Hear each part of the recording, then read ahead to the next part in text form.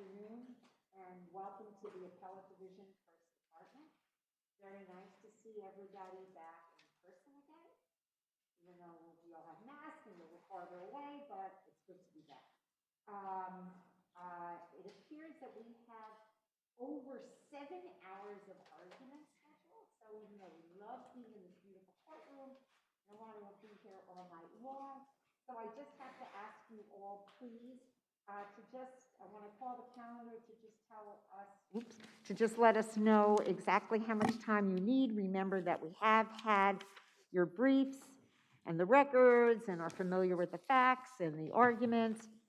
So you've been told that many times before here, so we will go. All right, let's start with the first case, People versus Jenkins. Calvin, 6 and 3, Your Honor. 6 and 3. Excuse me? 5, 6, 3, and 5. Okay. WCC Builders versus State Farm, as opposed to State Fram, the way they wrote it on the calendar. Huh? 4 and 1. 4 and 1. Okay. Respondent? Okay. Thank you very much. V Children. Okay, that case is submitted. Singleton versus City of New York, it's also submitted. Rose Group versus Third Church. 7 and 5, Your Honor. And I'll give you 6 and 2, and the respondent has 5. Thank you. People versus Curtis Lawrence. Thank you. Respondent request 5, Your Honor. Thank you very much. KNIC versus New York City Economic Development. Appellant request 5 and 2, Your Honor. Okay, that's fine. Thank you very much. U.S. Bank versus Francis, submitted. Cantor versus Madison Square Garden. Appellant request 5 and 1, please. Okay, respondent? Respondent request 3 minutes, Your Honor. Thank you very much. Brown versus Cerberus Capital. Appellant request 7 and 3, Your Honor. Respondent request 8, Your Honor. Fine, you may have that. S. Camille versus Dion S. Submitted. People versus Calvin Swinton. Submitted. People versus Jermaine Castle. Submitted. Kokar versus Gonzalez. Okay. 5 and 2 and 3. Thank you very much. Parlux Fragrances versus S. Carter Enterprises. Appellant request 9 and 3, Your Honor. Okay, and respondent? 7 and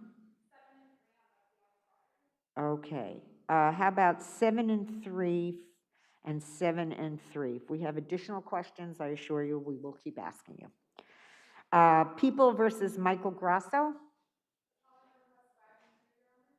5 and 2, okay. Respondent request 5 minutes. Okay, thank you very much. People versus Anthony David. Submitted.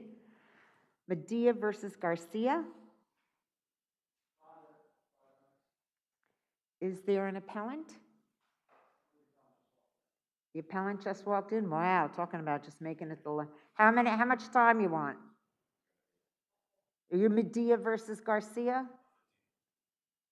Your Honor, 15 minutes on Medea for appellant. Oh, well, you missed my speech. You get 5 and 1, and the other side has 5. Thank you. Donker versus First Ghana. Appellant request 5 and 1, Your Honor. Okay. Excellent, thank you. People versus Alex Irizarry. Appellant request 6 and 2, Your Honor. Okay. Respondent? Okay, thank you very much. 6 and 2 and 5. People versus Ernest Williams. Submitted. Azria versus Azria.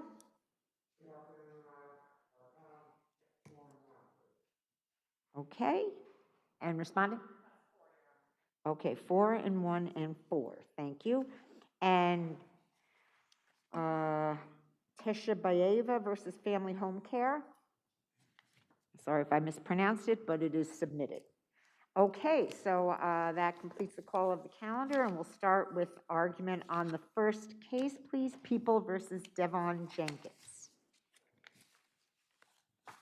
And I just ask everybody, please, even when you get up there, please keep your masks on over your mouth and your nose. And surprisingly, the microphones in the courtroom work very well. We should all be able to hear each other. Okay, 1 second, let me set this.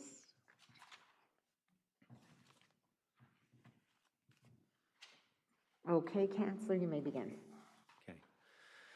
Good afternoon, Your Honors. May it please the Court. My name is Jonathan Edelstein. I have the privilege of representing the defendant appellant, Devon Jenkins. This is a case in which a jury could find from the evidence at trial that the defendant was the driver of the car from which another person, one of his friends, emerged and randomly shot a person. The jury could find on this record that the defendant assisted the shooter to flee by driving the car away. However, there is nothing in this record from which a jury could find that the defendant had any foreknowledge of the shooting or that he shared the culpable mental state of the shooter so as to act as an accomplice either in the shooting or the possession of a gun. What about the testimony that the defendant parked the car, like not at just like right in the middle of the street because they were just running for a second, taking care of something and coming right back? Well, that could be done for all kinds of reasons. Like you said, maybe it's just, running out and taking some pictures. Maybe it's running out, going to the alley to urinate. And what time of the morning was this when this incident occurred? Excuse me, Your Honor? When did this incident occur? This incident occurred late at night. Okay, late at night. So Cole just happened to just jump out of the car to take a picture. Is that the argument here? Well, not to take a picture. I only mentioned that because Her Honor did. But it perfectly common for people when people are hanging out, drinking, driving around the neighborhood a little bit, like friends do sometimes when they hang out.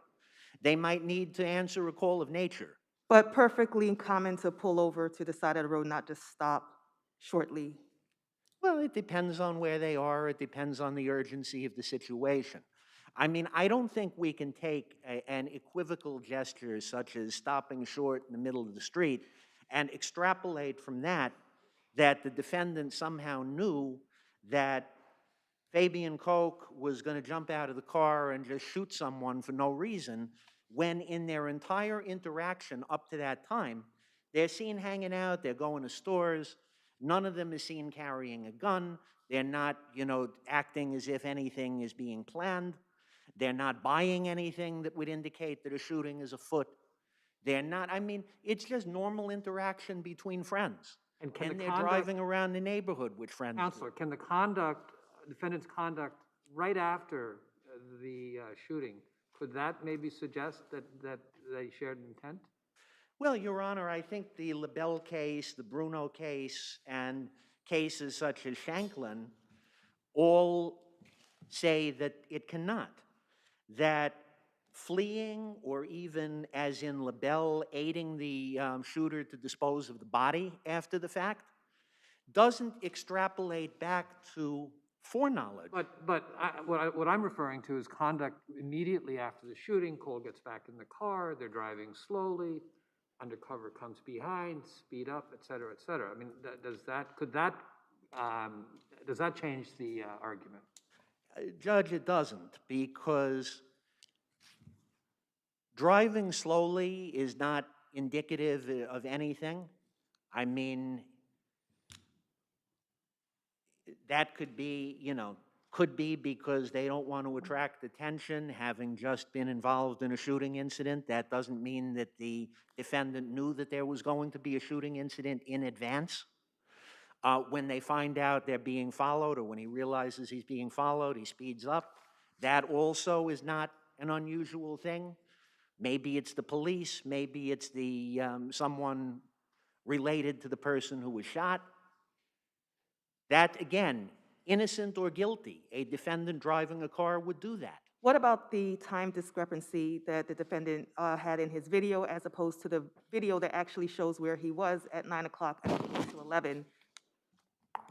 I mean, I don't see that discrepancy as being meaningful at all. I mean, whether he met up with the friends at 9 a.m. or whether it, 9 p.m. that is, or whether it was 11, you know, both of those time frames are considerably before the shooting. There's certainly no doubt that he's hanging out with them. That's never in dispute. The issue of exactly when they happen to meet up really does not attach to, you know, it doesn't support a culpable mental state without conjecture. It requires extensive conjecture and speculation to take the evidence in this case, these scattered items that the people pointed to in their brief and in summation, and to conclude from that that this defendant must have somehow had foreknowledge and a shared intent that Fabian Koch was going to just jump out of a car and shoot someone that no one had any reason to kill, no evidence that, you know, of any motive or that any beef against this person, or against any person for that matter in that area. So this is not a case where there's circumstantial evidence sufficient to prove accomplice liability beyond a reasonable doubt. All there is conjecture, as is apparent from the fact that Brendrick Brown, who was in the same car, hanging out with the same group, heard, you know, would have heard all of the conversation going on between the others, was acquitted.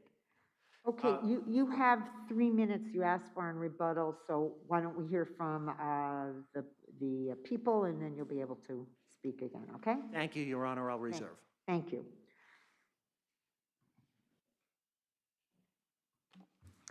May it please the court, Charles Wan for the people. Here, defendant's actions upon hearing the gunshots clearly show that he knew his co-defendant had intended to shoot the victim. In his statement, he claimed he did not know what was happening, and that upon hearing the gunshots, he thought he was being fired upon and sped away from there. But Sergeant Casey, who happened to be just a block away, saw the defendant's vehicle driving away slowly at the speed limit of 20 miles per hour. Counsel, what about your adversary has suggested that there are innocent explanations for every action that was taken that night by the defendant. How do you address that? Your Honor, but here the reasonable inference to be drawn is that he had to have known that the gunshot was fired by his co-defendant. But the thing is, that's after it happened. I think what we're wondering is, how do we know that he had the intent to participate? I mean, afterwards he may have heard it, but where is the intent to cause the death of another person prior to, you know, getting into the car and driving them? Well, upon seeing the victim basically walking alone in the middle of the night, he stopped the car, allowed the co-defendant to exit, and if he had not shared the intent, he would have been, as he claims, he would have been surprised upon hearing the gunshots, and he would have drove away fast from that area, but he didn't. He knew the shots were fired by his co-defendant, and so he was not alarmed, and he basically drove at the speed limit. In fact, he actually made a circle and returned back to where the area of the shooting happened. And only upon realizing that the police were following him, did he speed away, and upon losing sight of the police vehicle, he abandoned the vehicle and basically fled on foot. His actions show that he had to have known what the co-defendant's actions were, and him basically stopping the car upon seeing the victim walking alone and waiting for the co-defendant to exit, fire the gunshots and get back, and just drive away slowly shows he knew what the actions were and that he shared the intent. What were the sequence of events right before the car stopped in this case? I believe it was that basically they were seen driving down, the video shows the car basically driving down. They basically make a turn, stops right at the intersection, and I believe the co-defendant leaves. And according to Sergeant Casey's testimony, the video shows basically the car waiting to leave as soon as the co-defendant enters. He says he can see the brake lights basically going on and off. How long was the car stopped? Was it a minute? Was it less? Was it more? I believe it was about just a minute or maybe a couple of minutes at most. I did not check the time of the video, but the video should show that it was not a long length of time. Basically, it was a couple of minutes at most. Again, basically, defendant's actions afterwards basically shows that he knew what the co-defendant's intents were, and that he shared the intent to basically here to shoot the victim. If there are no further questions, people request an affirmance. Wait, I have a question. So you're suggesting that his behavior afterward is how you are establishing forethought and intent? Yes, Your Honor, that's the major part here. Basically, his actions after shows that he knew what his co-defendant intended to do. That it was all planned out. He was waiting. Where they saw a target, he stopped the car, waited for his co-defendant to exit, shoot the victim, waited for him to come back, and then afterwards, he drove away. He wasn't surprised at the shooting. But does the or hearing record gunshots. support the position that they see the target, stop the car at the intersection, Cole gets out, shoots, gets back in the car, and they drive away slowly? Is that the sequence of events here, sir? I believe the video shows the car, basically, defendant's car, driving down the road, and also shows the victim walking by, and basically the car stops. I believe the video, one of the videos shows defendant's vehicle and the victim walking by in the same intersection. So it's clear that, I believe it shows basically the victim, as soon as the victim crosses the street, defendant makes the turn and stops the car, and the co-defendant exits, and then shortly thereafter they leave. So it shows that it was all planned out. They were looking for someone, and so they spotted the victim. They carried out their plan. If there are no further questions, thank you, Your Honor. Okay, thank you.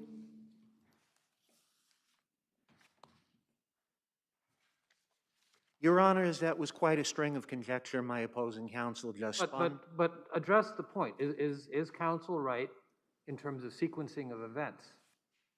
Well, there is really nothing in this record that the defendant was in a position to see the victim.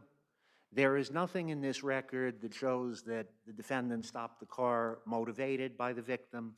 I mean, in fact, the car did stop around the corner rather than directly in front of the victim, or, you know, they didn't try and box the victim in with the car. They drive past the victim. The car drives past the victim, correct? Yeah. So the victim has been spotted. Victim has been spotted by somebody, By whether somebody, that's and by then the defendant, by The Coke. defendant is a driver of the car, go around the corner, stop it at the intersection. Yes. Doesn't that suggest that he shared intent? Just based on the description you just gave. It doesn't, Judge. And I think that I mean, if you look at the Cummings case, there's more than this. You have a victim who was shot from inside the car. It's driving slowly. The defendant leans forward. This court nevertheless says there's not enough proof of shared intent. Shanklin case, where the defendant is the driver and where the defendant actually ducks when someone is shot from the car. The court said not enough proof of intent. The Bruno case, where the defendant accompanied the co-defendant to the scene of the crime and fled with the co-defendant. Not enough. That I don't think that we can extrapolate from a situation, you know, just because the car stops near the victim. It could just be, you know, Coke said to the defendant, stop the car, stop the car. That doesn't prove Coke told the defendant why to stop the car. But generally, stopping the car would entail moving it to the side of the road, no? As opposed to stopping it at the intersection, after spotting the victim, he gets out, commits the act, and gets back in the car, and they drive away slowly. Which could show that intent on the part of Coke. You know, if Coke is screaming, stop the car right now, and then he gets out and shoots somebody, that doesn't prove intent on the part of this defendant. He doesn't know why. There's no proof that he knew why Coke wanted him to stop the car. This is, you know, a case very similar to Cummings, very similar to Shanklin and Bruno, all of which found nothing. And the location where this car stops really doesn't add to what happened afterwards. That there's so much that is not known and not proven in this record about why the car stopped, who made the decision to stop the car, and what had been discussed before stopping the car. I mean, this was obviously a spur-of-the-moment thing. So there's no evidence of any kind of pre-planning. So there's really nothing here from which a jury could conclude beyond a reasonable doubt that this defendant shared the culpable mental state of the shooter. I'm out of time, and I'll rest on the briefs. Okay, thank you very much. We'll certainly take another look at this. Thank you both. WCC Builders versus State Farm.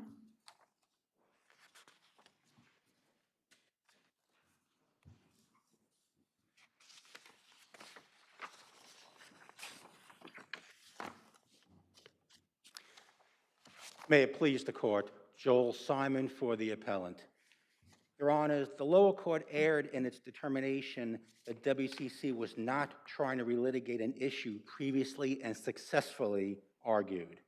In fact, for WCC to be successful in this declaratory judgment action, they have to be able to prove that the underlying incident, the property damage which Con Ed is alleging, occurred due to the construction activities of the endurance insured Optimum. It's the exact same argument that was raised in the oath hearing, where WCC to the city said this was not caused by the construction activities. The administrative judge... Counsel, you're arguing judicial estoppel, correct? I'm sorry, Your Honor? Arguing judicial estoppel.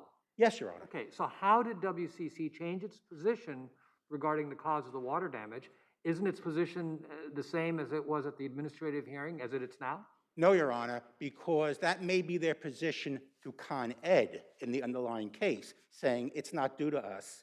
But in relation to the additional insured coverage, in relation to this declaratory judgment action, they only get the coverage if they can argue and can successfully argue that it was, that it was due to the construction activity of Optimum. But aren't you, but I mean, don't you at least have to defend them in the first instance? I mean, they are being sued.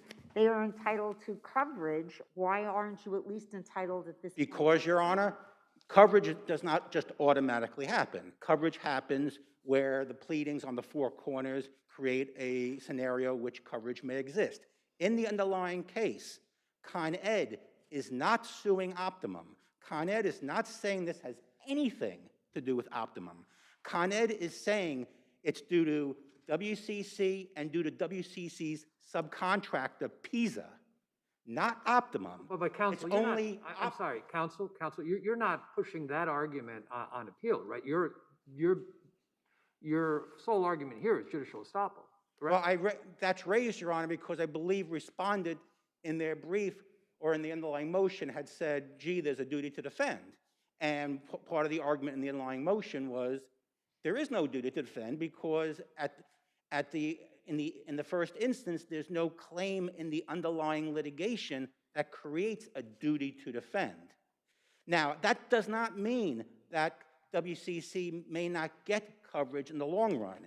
If in the underlying case there's a judicial determination or a jury determination but that you it know, was so counsel, related. that's not the basis of duty to defend, right? Duty to defend is based on the four corners of the complaint. If there's a duty to defend, Your Honor, And- correct. and In based on the current four matter, corners- there is no four corners allegation that brings us into it. Based on the four corners of the complaint, isn't Con Ed alleging that WCC was negligent? And doesn't that form the basis of the duty to defend? WCC. No, Your Honor, only for WCC. You gotta let. I'm sorry. finish your WCC question. takes a position that, you know, we did not commit, we did not commit negligence.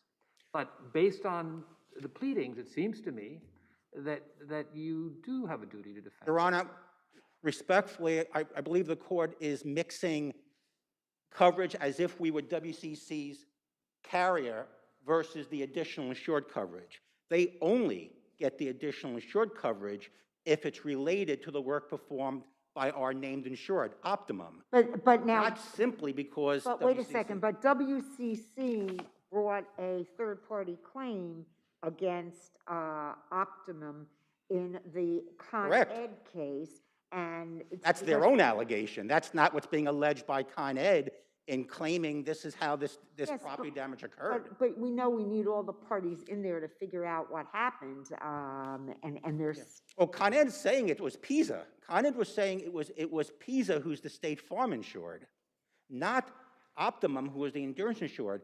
Con Ed can't create its own additional insured coverage by simply bringing a third-party action against whoever it wants to bring. Oh. In that case, they can sue the plumber on the third floor.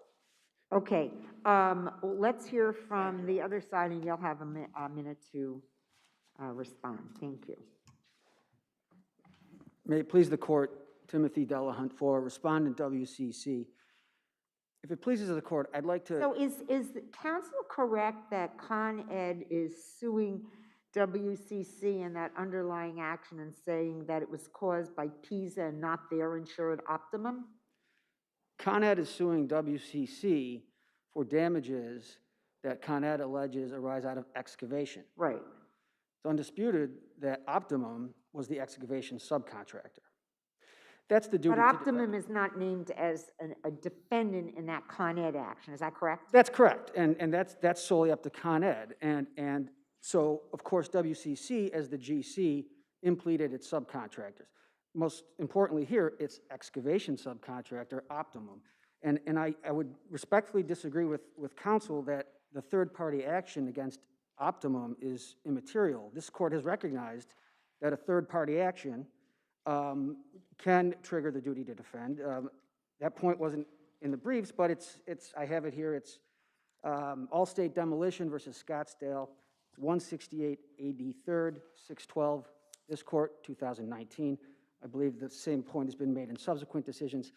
Counsel said, you know, WCC could create additional insured coverage by suing the plumber, et cetera.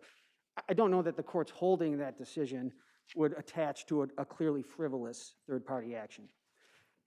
If I may, there's a point that Endurance made in its reply brief on appeal that I think really disposes of everything here. And counsel mentioned it a moment ago. They've acknowledged that there might be an obligation in the future to pay WCC back for its defense costs and indemnity. Well, that is an admission that there's a duty to defend right now, because that runs square into BP Air, in which the Court of Appeals squarely held that that's not what an additional insured has to do. It does not have to wait until the dust settles and then make a claim for AI coverage by recoupment.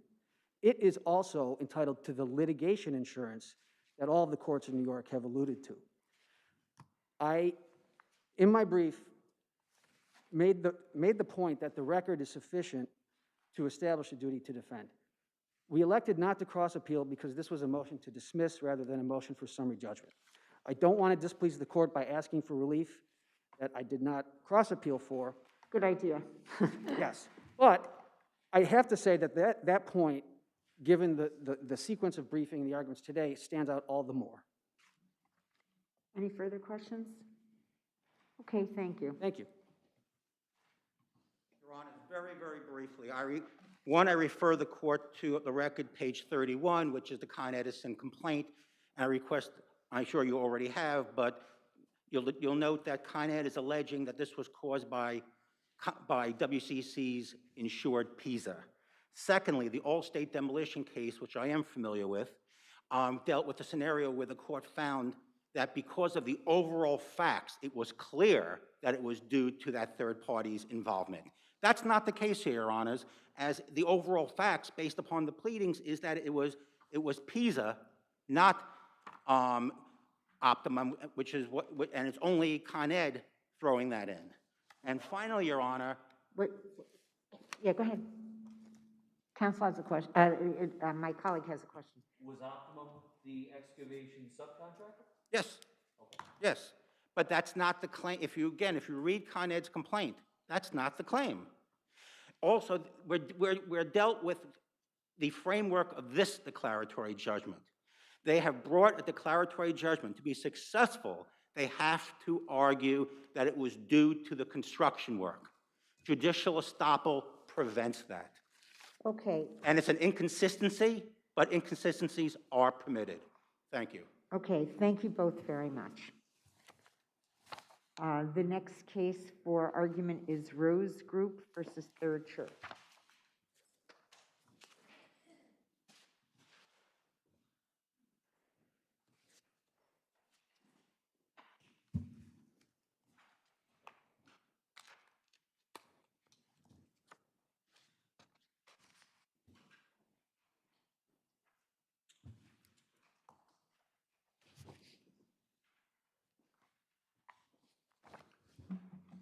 Good afternoon, Your Honors. My name is David Wolf, and I represent the appellant, Third Church Christ Scientist of New York City.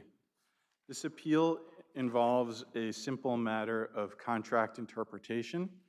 The relevant lease clause provides that pending the determination of any dispute in respect to gross sales, and as a condition precedent to the tenant's right to dispute the correctness of any landlord's audit, the tenant shall pay to landlord as additional rent the amount shown as due from tenant based upon the auditor's determination. It's Counsel, undisputed. Counsel, I'm sorry, counsel. Let's go back to the language you just quoted. What does it mean to say that you have the right to dispute? Is that permissive or is that mandatory language? The language is that as a condition precedent to the tenant's right to dispute the correctness. So before they could even have the right to dispute the correctness of the audit, they would have to follow the pay now, fight later mechanism. And it's undisputed that they didn't. And this is a very broadly worded clause. It uses the word any 2 times. It says pending the determination of any dispute. And then it says as a condition precedent to the tenant's right to dispute the correctness of any audit. So it applies regardless of what the tenant's contention is as to why it believes the audit is incorrect. Here, the tenant believes that the audit is incorrect because it includes debts that it believes were extinguished due to the passage of time. And if it wished to preserve that defense, which is, like any other affirmative defense, the statute of limitations is a waivable defense. If it wished to preserve that, it had the right to pay now and then fight later using an idiom that's used in the South Ferry case, which I cite. Sir, The South Ferry... 2 points. The audit that was generated after the action was commenced, correct? Yes, Your Honor. And what makes this an audit? It's in other words, did you have like, as opposed to just simply taking certain surcharges that were collected and right, pouring it into the gross numbers, is that a real audit here? Well, that's not what was done. What was done was the auditors requested the documents that they needed. These are W-2s, payroll tax information. It's listed in the audit report. They then reviewed what the tenant produced to see if there was evidence that the surcharges that the tenant collected were paid either directly to its employees or directly to a staffing agency for the specified purposes. The lease is clear. They can deduct it if it's paid directly to employees or directly to a staffing agency in relationship to the services performed at the premises. And what was the frequency of these audits? What was it supposed to be? There's nothing in the lease requiring that be done at any particular frequency. But wasn't there something in the lease that said that the tenant only had an obligation to keep the records for 1 year? So you did it 5 years later, they didn't have an obligation to keep the records, at least for the audit purposes. So the audit wasn't based on records that they requested at the time the audit was issued. They request the audits every single year. So it's not as though the tenant's documents showing its use of the service charge in conformity with the lease were destroyed through the passage of time or anything like that, and that's never been argued before. What happened was they did an audit looking at the records that they had, and if there was evidence that the tenant had paid these service charges to its employees or staffing agency for proper purposes, it would have been there. There's no question about that. And what the auditors didn't perform legal analysis. They didn't say what's the definition of a service charge. They looked through financial records which the tenant produced, and they checked to see if those records showed payment from the landlord, from the tenant to its employees or a staffing agency. That's the definition of an audit. There's no question, there's no legitimate question about that. And we also cite, excuse me, we cite 150 years worth of precedents for the fact that a party can't just say one reason for their conduct and then pivot 6 months later and come up with another explanation. They said, we're not going to pay you because of the statute of limitations. They didn't say, we're not going to pay you because you didn't conduct an audit. They have very clever lawyers who came up with that idea for them 6 months later. But that's not the reason that they didn't pay. They didn't pay because they believed they had a defense. They didn't preserve that defense by following the mechanism that they agreed to do. And the lease is very clear that they pay first, and to borrow the phrasing from the South Ferry case, they say that after resolution of the dispute, there may be reimbursement. Counselor, to flip it around for a second. Yes. There was a dispute, right? The landlord understood there was a dispute. So for statute of limitations purposes, when did the claim accrue? I understand you're arguing waiver, but when did the claim accrue? When did the claim with respect to these 3 years in issue accrue? It would have accrued first time the landlord felt that there was something wrong, right? And there's a procedure that the landlord can follow. Landlord didn't follow that procedure, correct? Well, that's incorrect, Your Honor. And the reason that we're sort of, if I may just finish up by answering your question, we're straying into issues that are outside of the record, and they're outside of the record because the tenant didn't follow the procedure it's supposed to have followed. If the tenant had preserved the statute of limitations as a defense by paying what it was supposed to, they could have then had an arbitration, which could have been decided very quickly, and if it prevailed, it would have had a reimbursement. But in that arbitration, the landlord would have had the opportunity to show either equitable arguments or tolling agreements. None of that ever came up because they didn't do what they were supposed to do, and they waived the defense. So we don't need to pry into the hypotheticals of what if or what could have been. What should have been is they pay first and they fight later. They didn't do that, and so they waived the defense. Okay, Thank you, Your Honor. thank you. You'll have a few minutes on rebuttal. May it please the court, Ed Salcedo, Seyfarth Shaw for the respondent. Your Honors, I think Judge Singh nailed it on the head here. This is a statute of limitations case. This right now before us is about the statute of limitations, and that's it. This is a contract claim. It's undisputed that the claim, the 3 years, are outside the statute of limitations, period. Insofar as landlord is trying to argue that we didn't preserve our statutory right, this is actually backwards. It's landlord who is trying to toll the statute of limitations. And there is ample case law that says that in an instance where a landlord either has failed to collect or didn't know to collect rent or anything else like that, they're limited to the 6-year statute. Well, can we assume that the landlord knew the procedure as to how to challenge the tenant's gross sales? The landlord knew Was the lease absolutely. clear about that? This was ongoing every single year, Your Honor. We would hand over, at the end of the year, we would pay the additional rent. We would do our own calculation. We'd cut a check for the additional rent. Inevitably, their accountant would say, give us your backup. We would provide all of the backup, including the information about the service charge that we were excluding. We had it in an excluded column. We showed them the math.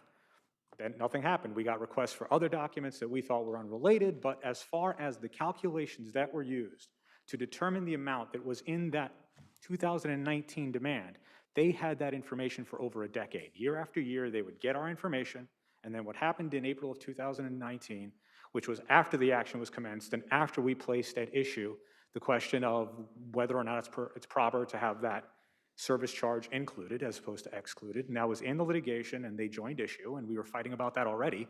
We then get the demand. We paid the 6 years, the amount that was within the 6 years, we paid that under protest. Supreme Court eventually will get to hear the rest of the case, and we'll find out whether we properly excluded it and owed that money back or not, and then the period that was outside. Those 3 years, that's what we said, it's outside the statute of limitations. They had no new information. They had the information for over a decade, and they sat on it. They didn't start an action. They didn't serve a notice to demand. They didn't serve a notice to cure. They didn't do any of that until 2019. So now to argue that we somehow have waived it, it's the opposite. They have to argue that somehow the statute was told or waived. And for that to happen, it has to happen before the statute of limitations runs. Once the statute of limitations run, you can't revive it.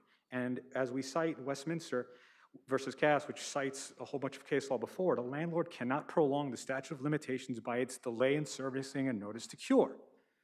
So here, what really landlord is arguing is, well, I know we sat on it for over a decade, and I know you served you a demand for over $1 million, but you had to pay all of that up front, even though we sat on it because we got a pass on the statute of limitations because you didn't pay first. And by the way, we didn't pay because no demand was made of us. Here, it is turning the law of the statute of limitations on its head. The statute of limitations is a threshold issue. Before a court can even hear it, a claimant has to have a viable claim. That's why Supreme Court properly went to that argument first. Well, let's see if whether or not you even had a claim. It's a contract action. No claim rises. There's no reason to go any further, number one.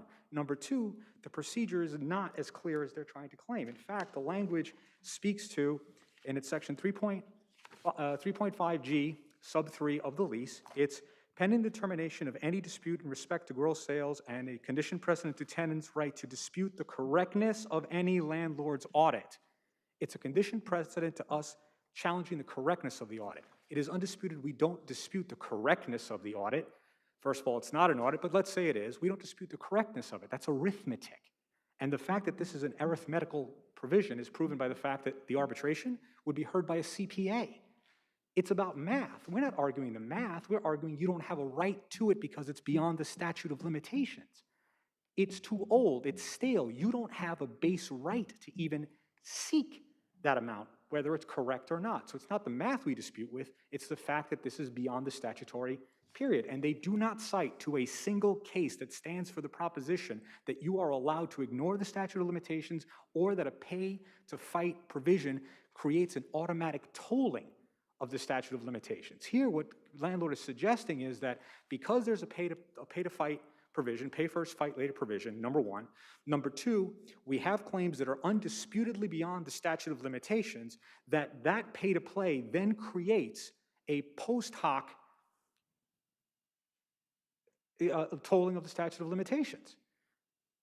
And on top of that, because it's pay first, and I believe Supreme Court noted it during oral argument, and in the decision, it creates this absurd situation where if landlord decides to send us an audit that says we owe $1 trillion, we have to pay $1 trillion before we can even assert the statute of limitations? Thank you very much. Thank you, counsel.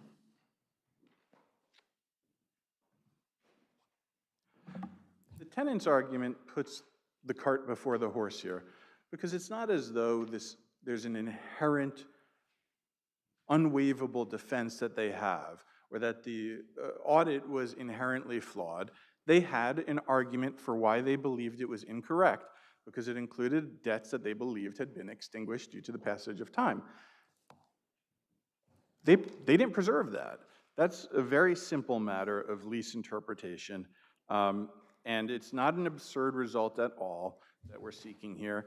If they had paid what they were supposed to pay, they had the right to try to have it clawed back with interest and with legal fees, by the way, but they didn't follow that procedure, and so the door should be shut to them because they didn't pay first, which is a condition precedent to fighting later. And the fact that that this clause is hypothetically capable of abuse in circumstances that didn't happen here doesn't mean it's invalid. What we have here is a case of the tenant simply disregarding multiple terms of the lease, not only not paying, but not making any payment within the 10 days that it was supposed to by Article 3.3 of the lease.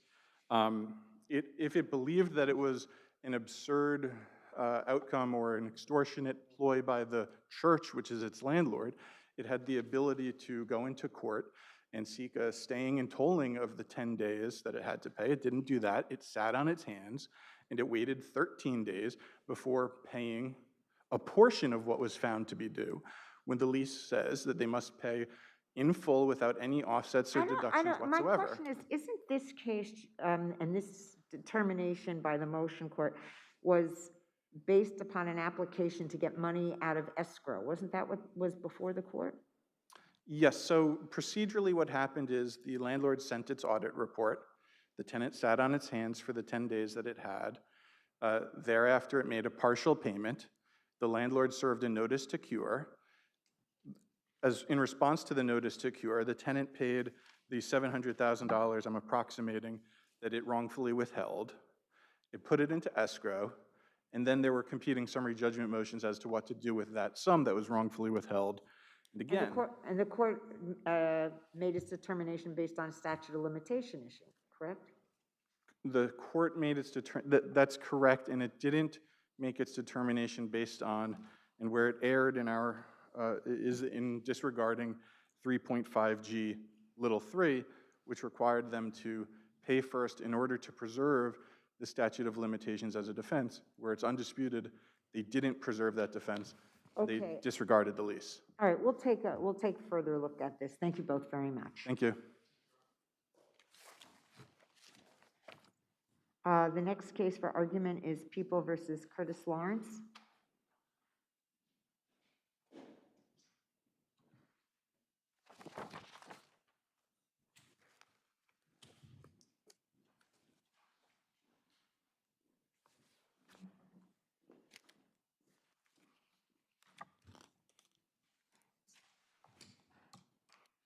Good afternoon, Your Honors. I'm Catherine Martone on behalf of Mr. Lawrence. Unless the court has any questions, I'd like to rely on our briefs for points 1 and 2 and address our claims set forth in point 3 that Mr. Lawrence was denied his right to confrontation by the admission of DNA evidence. The analyst here, Ms. Lemus-Smith, played no role in generating the DNA profiles. And the district attorney argues that the evidence was properly admitted because she conducted an independent analysis of the raw data. But as the Court of Appeals explained in People v. John, the raw data is electronic. It's the data from the electrophoresis instrument that the analyst interprets at the final stage of DNA typing while using computer software. Here, as in People v. Austin, the record establishes that Ms. Lemus-Smith merely reviewed the paperwork that was in the file. That data was the result of the subjective judgments that the other analysts. I don't understand. Are you saying that she didn't do her own interpretations of the data? Yes, Judge, and that's because she didn't review or analyze the raw data, which is the electronic raw data. Without having reviewed that, she did not see results that hadn't already been subjected to another analyst's interpretation. So what happens during the testing process is at the final stage, the analyst is using computer software during he's using the electrophoresis instrument, which at that time he's also using computer software, but he's required to interpret the results he's seeing. So he's editing the information that he sees on the screen. He's deciding whether peaks should be included in the DNA profile because they are genuine alleles, or he's editing them out as non-genetic material. So, counsel, I'm sorry, Judge, but if I can just... One second. Are you suggesting that the only way an expert can testify as to DNA analysis is if that they are the only ones who conduct this analysis themselves as opposed to any other situation? Judge, I'm not saying that at all, no. What they have to do, though, is review the electronic data. And that's possible, even if they didn't conduct the test themselves. I mean, that's why the discovery statute has been amended to provide for disclosure of the electronic data to the defense, so that an independent expert can review that data and assess whether the DNA profile has been properly constructed. So the Court of Appeals cases don't require that the only witness can be the one who actually performed the test did the typing at the final stage. But the Court of Appeals authorities do require that the analysts go back and review the electronic data, which comes before the paperwork that's put in the file. And at trial, Ms. Lemus-Smith, she described this process.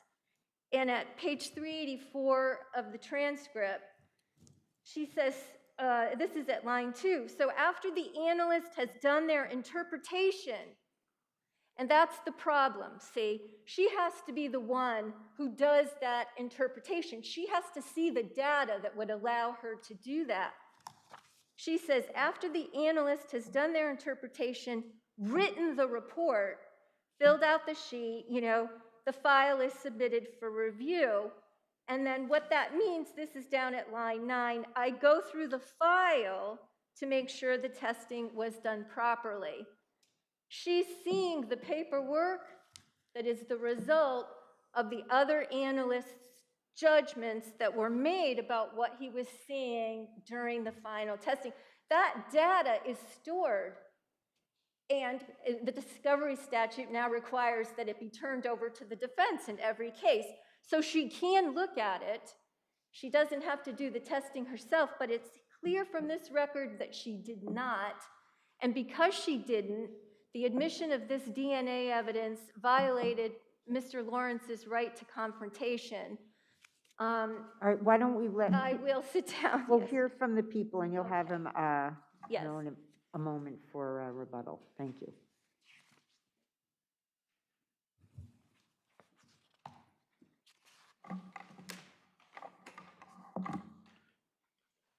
Good afternoon, Your Honors. May it please the court, David Cohn for the people. To begin, the argument that defense counsel is raising now is unpreserved because it was never presented to the trial court. Defense counsel never said to the trial court that Ms. Lamuse-Smith was acting as a surrogate for others. Counsel never said to the trial court that there was electronic data out there that had not been reviewed by Lamuse-Smith. Counsel never said to the trial court that Lamuse-Smith had never reviewed the raw data. And so counsel should not be permitted to make that argument for the first time. Let's assume, this court. For argument's sake, it was preserved. Did Ms. Lamore-Smith do an independent analysis of the raw data, which is what People v. Jordan requires? Yes, Your Honor, she did. And her testimony makes clear that she did. And if you look at the record, Lamuse-Smith said 3 key things that show that she did the review which is required by John, which is to do her independent analysis of the raw data. First, she said that she reviewed the entire file from start to finish, including, quote unquote, all of the data that was generated in this case. And that's pages 338 to 49 and 384 of the trial transcript. Further, and this is key in response to the argument that counsel is making to this court, Lamuse-Smith testified that the DNA reports, that means the file she had before her, included all the raw data generated by the testing. So she testified very specifically that the raw data was in the file that she reviewed. And then, and that's page 291 of the transcript. And then she expressly testified that she performed, quote unquote, my own interpretation, and then drew, quote, my conclusion, so my own conclusion from the data. So she said the raw data was in the file, she did her own review of that data, and she drew her own conclusions from that data. And when it comes to the editing process, it's absolutely clear. It is true that the first analyst who goes through the data does review what comes out of the computer and makes edits basically to eliminate peaks and stutters. It's basically noise in what comes out of the computer, and they're trained to understand what that is. A trained analyst, and Ms. Lamuse-Smith was a supervisor. She was a level 4 criminalist with a wealth of experience. They can reconstruct that just from reviewing the file. They can see what the edits were that were made. And in fact, if Ms. Lamuse-Smith had actually been permitted to explain the edits, she made clear at trial that she could have done so, and that she understood what they were, and that she understood why they were done. She was able to ascertain all of that from her review of the file, and her testimony made clear that she reviewed the raw data. If I may, Your Honors, I would like to quickly address the speedy trial point before I wrap up, just because I won't have an opportunity to do a rebuttal. First, I would like to point out that the particular arguments that are being made on this appeal are not preserved, and we lay that out in our brief. And I would like to in particular focus, because this was a subject of counsel's reply brief, on the second period of time that they're claiming about the speedy trial exclusions for part of the period between December 14th, 2013 and March 13, 2014, when the complaining witness was in Senegal. Counsel below asked the court to include only 2 portions of that trip, and that was the 10 days between January 6 and 16, and the 29 days between January 16 and February 14. And if you look at counsel's motion, although there's a general statement about the trip to Senegal, they break down the specific periods. And the only 2 specific periods where they mention the witness's trip are those 2 periods. The court included those days, found that those days were chargeable to the people, so those are not at issue on appeal. The periods that were excluded, which were December 16 to January 6, and then February 18, the February 14 request was actually deemed by the court to be February 18 because of the holiday that weekend, and February 18 till when the second speedy trial motion was filed on March 3rd. Counsel never suggested below that those periods have anything to do with the witness's trip, and that makes perfect sense. The first period was discussed on December 9, which was before, at the December 9 calendar call, which was before the witness had left. So the court had said trial must begin on December 16. Prosecutor could have very easily said to the witness, you've got to be in court, you can't go to Senegal. As to the second period, from February 18 until March 3rd, the witness was back. It's clear from the record that the witness had been arrested and then brought back to court.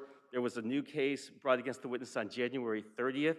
February 11, the witness appears in court, bail is revoked, and the witness is remanded into custody. Sorry, the defendant is remanded into custody. So the, oh, I'm sorry, Yeah, you're over your time. I'm so sorry, if you I'm wanna- confused about the, anyway, there's no indication that that the witness is not back in the record. We don't know when the witness came back. The defendant never says below. Okay, The defendant never says below that the witness is still gone. Counsel, you're Yes. way over your time, so Yes, we will. I apologize. That's okay. We will take a look at that. I think we have, but we'll look at it again. Thank you for bringing that Okay. up. I appreciate your time, and have a good afternoon, Your Honors. Yes, you too. And you have a minute for rebuttal, Counselor. So I guess what, Counsel, can you just focus on the speedy trial issues that your adversary has raised? I'm sorry, the speedy trial issue? Yes. Sure.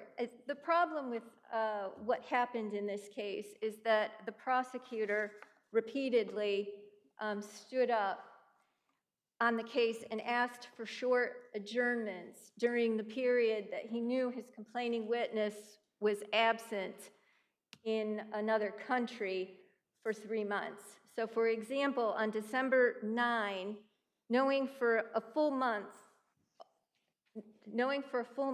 that the witness planned to leave New York for Senegal in 5 days, the trial prosecutor appeared in court and asked for a 1-week adjournment to prepare a chart.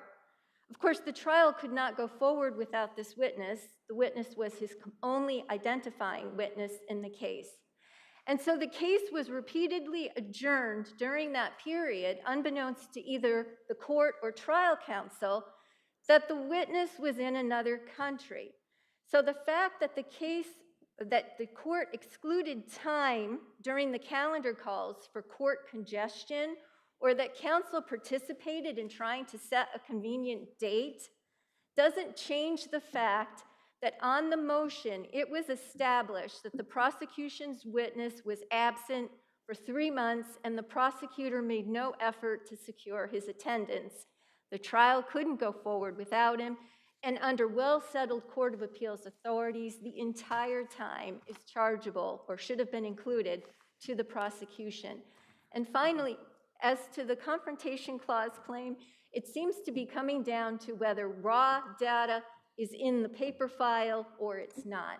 And it's clear from the Court of Appeals cases that raw data is not in the paper file, it's digital, it's on the computer, and that's what the witness has to look at before she can make an independent a determination as to the profile being properly constructed. Okay, thank you. We will certainly look at those issues you've both raised. Thank you very much, and have a good afternoon.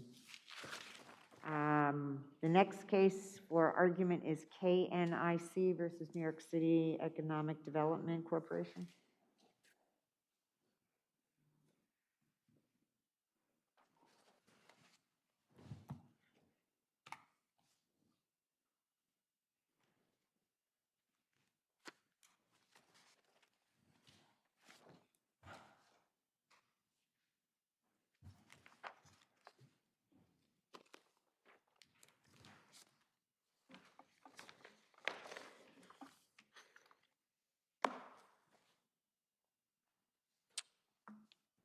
You may begin. Thank you. Good afternoon, and may it please the court. I'm Peter Skinner, on behalf of the appellants, we call them NIC, K-N-I-C, NIC, Development Corporation, NIC Properties LP. Your Honors, the escrow agreement at issue in this case required NIC to show that executed and binding mortgage commitments were available on terms satisfactory to the But economic. is that reading the whole provision? And aren't you required to read the whole provision? Or aren't we required to read the whole provision to determine whether or not there was a binding commitment? Because it goes on to say in the form of an executed and binding commitment from a lender. Yes, Your Honor, we are required to read the whole provision, and that's what we're trying to do. What happened in the trial court was that the trial court excised out the requirement of availability. Well, it's both, isn't it? It's availability of financing, which satisfies the EDC at its discretion, as well as a $25 million binding commitment, right? Isn't that what that says? What it says is that we need availability of, we need evidence of financial resources, what kind of financial resources, availability of debt financing that is satisfactory to the EDC. Consisting of a binding, $25 million binding commitment. Yes, Your Honor, but that is modifying what availability means. And availability doesn't mean you have to have it in hand. Availability means you have to have access to it. You have to have a future expectation of being able to obtain it. And they couldn't have had it in hand because the lease agreement at issue, which was underneath all of this, prohibited them from having a mortgage in order to, they prohibited them from entering into a mortgage until they got the lease. They were basically caught in a catch-22. And I think taking a step back and looking at the context of what was a complex deal is helpful. What happened here was you had the city, which owns the Kingsbridge Armory in the Bronx. The city was to lease the property to the Land Development Corporation. The Land Development Corporation was to assign its rights as the tenant to the city to NIC. And simultaneously, the EDC, the Economic Development Corporation, was to take over the administration of the lease on behalf of the city. For all of that, so that's where they wanted to get. For all of that to happen, NIC had to satisfy a pre-development agreement that it had executed with the EDC. And under the pre-development agreement, But I mean, all that, I understand that, but the problem seems to have come in when this additional escrow agreement was required to be entered into. And I know that you may not have been happy with it, but nonetheless, you did enter into an escrow agreement, and that section 2.01 seems to say that the Economic Development Corporation had, could make a determination of whether or not the documents were satisfactory. And they said as follows: the availability in its sole but satisfactory to the EDC in its sole but reasonable discretion, consisting of a senior mortgage loan in the form of an executed and binding commitment from a lender. So the documents that I read in the record that you submitted said, potential or future, and that did not fit into this as they reasonably, were able to evaluate it. And I don't see how you can get around that. well, Your Honor, it's not getting around anything. It's trying to give meaning to the full language of the contract. To get past the pre-development agreement, NIC didn't have to have any evidence of financing whatsoever. Right. None. The EDC moves the goalposts and says, we want to have evidence of financing. Yeah, but you did, but you know, That's- but this sort of ties into your economic duress argument. You didn't have to accept that. You didn't have to sign the agreement. You still had time. You could have come into court, but rather, as an accommodation, I guess, you enter the agreement. And then it seems to me that you're bound by the terms of the agreement, right? Well, Your Honor, no, but that would swallow duress entirely. You would never have duress if that were true. Because every time somebody actually acquiesced to the pressure that was being put on them, economically or otherwise, and actually agreed to do what was at issue, then you wouldn't have duress. Well, So- what are you using to establish the availability of debt financing? The term agreement? The term agreement. The one that says that it's not obligate, the term sheet does not obligate ESD or borrower in any manner? Well, it's the Same term. one that says that it's a binding legal obligations will only arise upon the execution of a definitive final written contract executed by all parties? That one? Your Honor, it's a term agreement plus the money that had already been allocated by New York State. So it's not just a term agreement. But that at its crux is really what we should have been arguing about in the trial court. We should have had the opportunity to say that the EDC's rejection of the term agreement as evidence of the availability of financing was incorrect, but we never got there. I'll reserve my time, Your Honor. Okay, thank you very much. We'll hear from the respondent.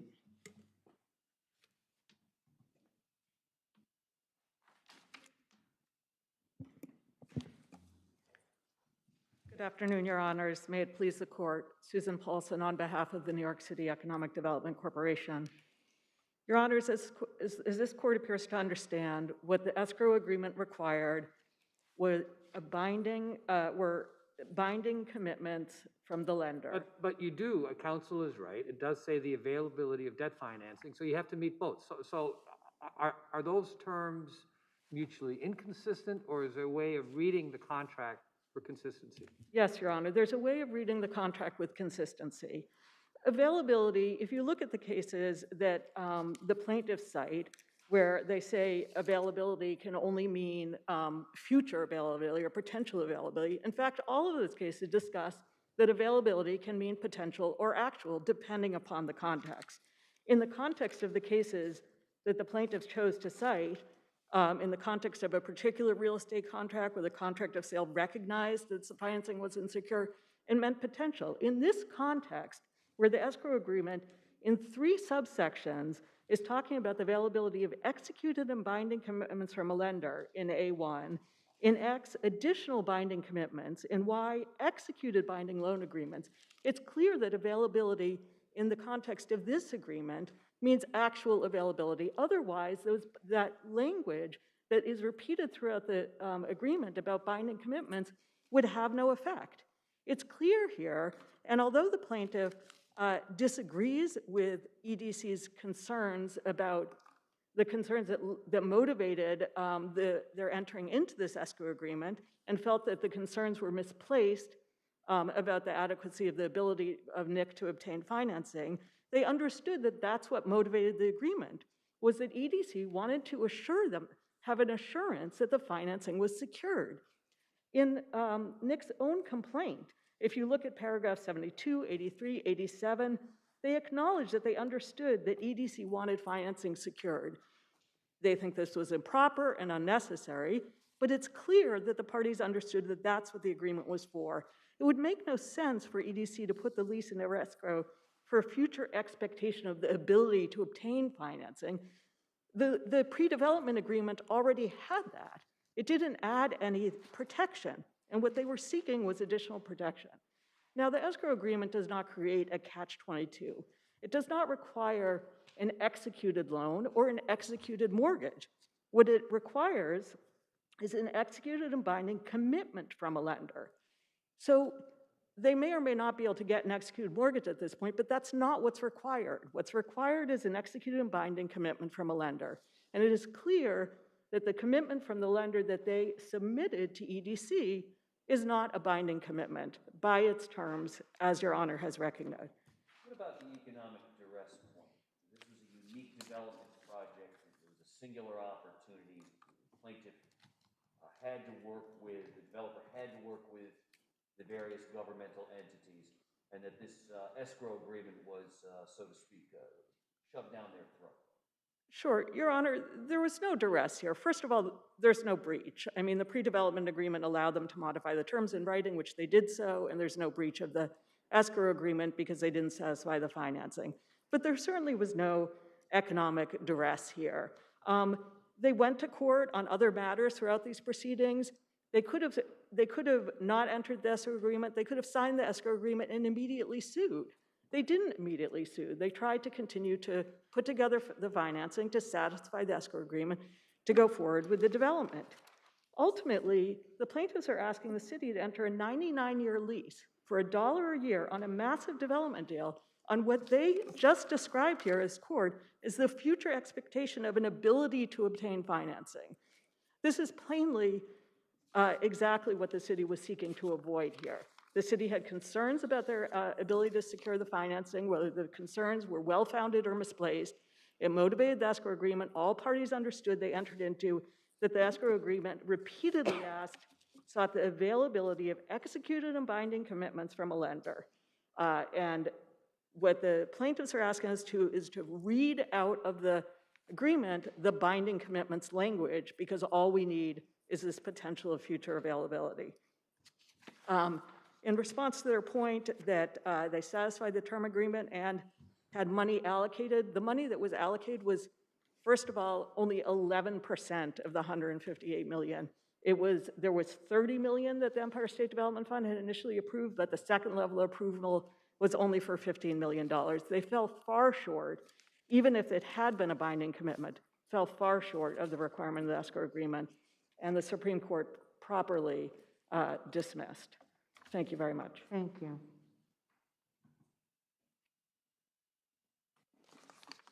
Your Honor, the city happily entered into this deal for $1 a year for development of a project that's been abandoned for decades in the Bronx, happily, under the terms that it would not require evidence of financing, that the lease would pass over, and that the protection for the city was that the lease itself required concrete evidence of a mortgage in order to proceed with the construction. The reason they did that is because no lender worth its salt is going to lend hundreds of millions of dollars out based to a tenant who does not actually have any rights. Counsel, as your adversary points out, they're only asking for a binding commitment, not the mortgage itself. No, they're asking for the mortgage itself. For executed binding commitment from a lender. No, in A1,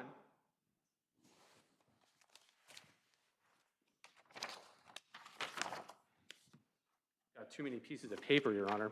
In A1, if you were to read this the way they want you to read it, then it requires evidence consisting of a senior mortgage loan in the amount of at least $25 million in the form of an executed and binding commitment. Right. Let's go back to the basics. What's the commitment?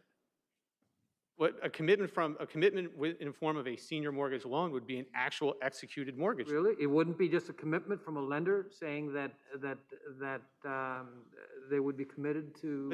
But Your Honor, that's what we're saying we had. They're saying the term sheet was insufficient. That's fair.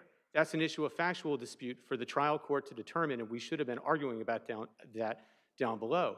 But the judge kicked it out before we ever got there. If you think about it like a residential mortgage agreement, I enter into a contract to buy a house.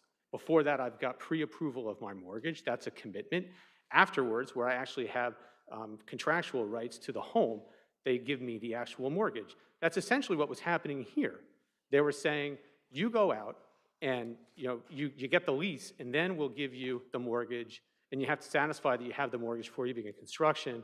When they then said we want additional protections, they said, demonstrate to us the availability of these commitments, but we understand you're not going to be able to show us the actual binding commitments yourself because that would violate the very lease that you're trying to get. Thank you, Your Honor. Thank you. I think we got both of your points, and we will certainly take a look at this. Have a good afternoon. Thank you, Your Honor. Thank you. The next case for argument is Cantor versus Madison Square Garden.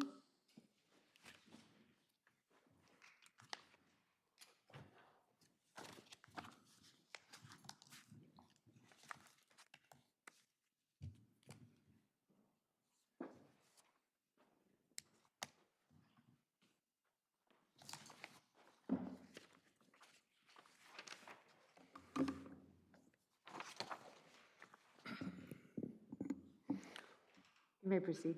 Thank you, Your Honors. Good afternoon. My name is Eitan Ogun. I represent the appellant in this matter. In this case, the plaintiff was seated behind a protective plexiglass barrier at the game, and the defendants are asking the court to find that as a matter of law, the height of the barrier and the protective measures taken were reasonable and adequate. But as we cited in the cases Benjamin, Sawyer, and Tokoi, it's really, actually some of those cases found that as a matter of law, when someone was behind a protective barrier and they were struck by a puck, that the defendants were negligent, and in the Tokoi case, they found that there's an issue of fact for the jury to find. Sir, in what context did those cases arise? And by that I mean, what was the level of play of the game of hockey going on at the time of those cases? Were those professional level games or amateur level games? In Tokoi, it wasn't actually a Rangers game. The other ones, I don't have that answer for you. Well, another question. Where was the appellant seated? He was seated on the side, not behind the goalpost, right? That's correct, yes, Your And Honor. those cases suggest that the protection should be for people behind the goalpost, not necessarily on the sidelines like your client. None of those cases found that that was the reason that the defendant should be liable. They all cited that the reason was because the plaintiff had an expectation of being protected. So none of those cases where either the defendant was found liable or an issue of fact was found was the basis because the plaintiff was behind a goalpost. And I believe in... Well, isn't this case very similar to the facts in the Rosa versus County of Nassau case? I mean, I know it's a second department case, but it was at the Nassau Coliseum at the New York Islanders game where someone was sitting on the side. I mean, the facts seem very, very similar to that case. How would we distinguish that? In the Rosa game, excuse me, just let me bring that up.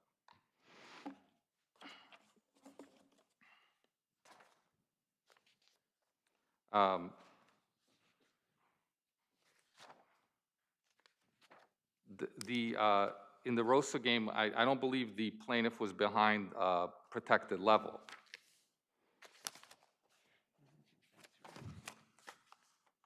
Well, go ahead. I think he was, but I think there was, he was struck by I'm sorry. In the Rosa case, there's no discussion as to the exact level as to where the plaintiff was seated, whether it was below the plexiglass or above. I think that's the distinction between Rosa and the instant case. In this case, the plexiglass level was above where the plaintiff was seated, and that was his expectation of being protected by being at a level not just behind the plexiglass, but below it. And Rosa doesn't... Counsel, had your client been to prior games? Yes, yes. Had your client ever seen pucks enter the stands? He had seen, yes. And was your client warned of the dangers of pucks entering the stands? I think the PA announcer makes an announcement, and it may well be on the back of the ticket, no? There are warnings, yes. So then how would that expectation be reasonable under these circumstances? When he knows pucks enter the arena, he's had a warning about it. And again, Your Honors, he had been to many games, and he'd never felt danger because he was behind the plexiglass. That's not the issue, right? He knew about the warnings. I think the record says about 100 games.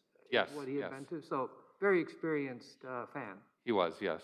Right. So seeing pucks enter the arena, how does that meet with his expectations that he was going to be protected? So he had said that he'd never, in the 100 games, he'd never seen anyone struck. And the one time, and in fact in this game, when it was lobbed into the area above the plexiglass, it was kind of lobbed in. He had no expectation that there would be a line drive type of puck that could go over the plexiglass and then strike someone. And again, it goes to the expectation that he had of being protected.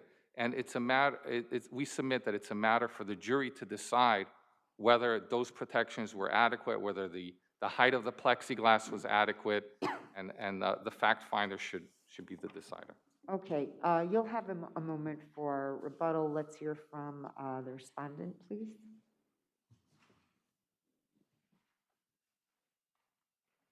May it please the court, good afternoon, Your Honors.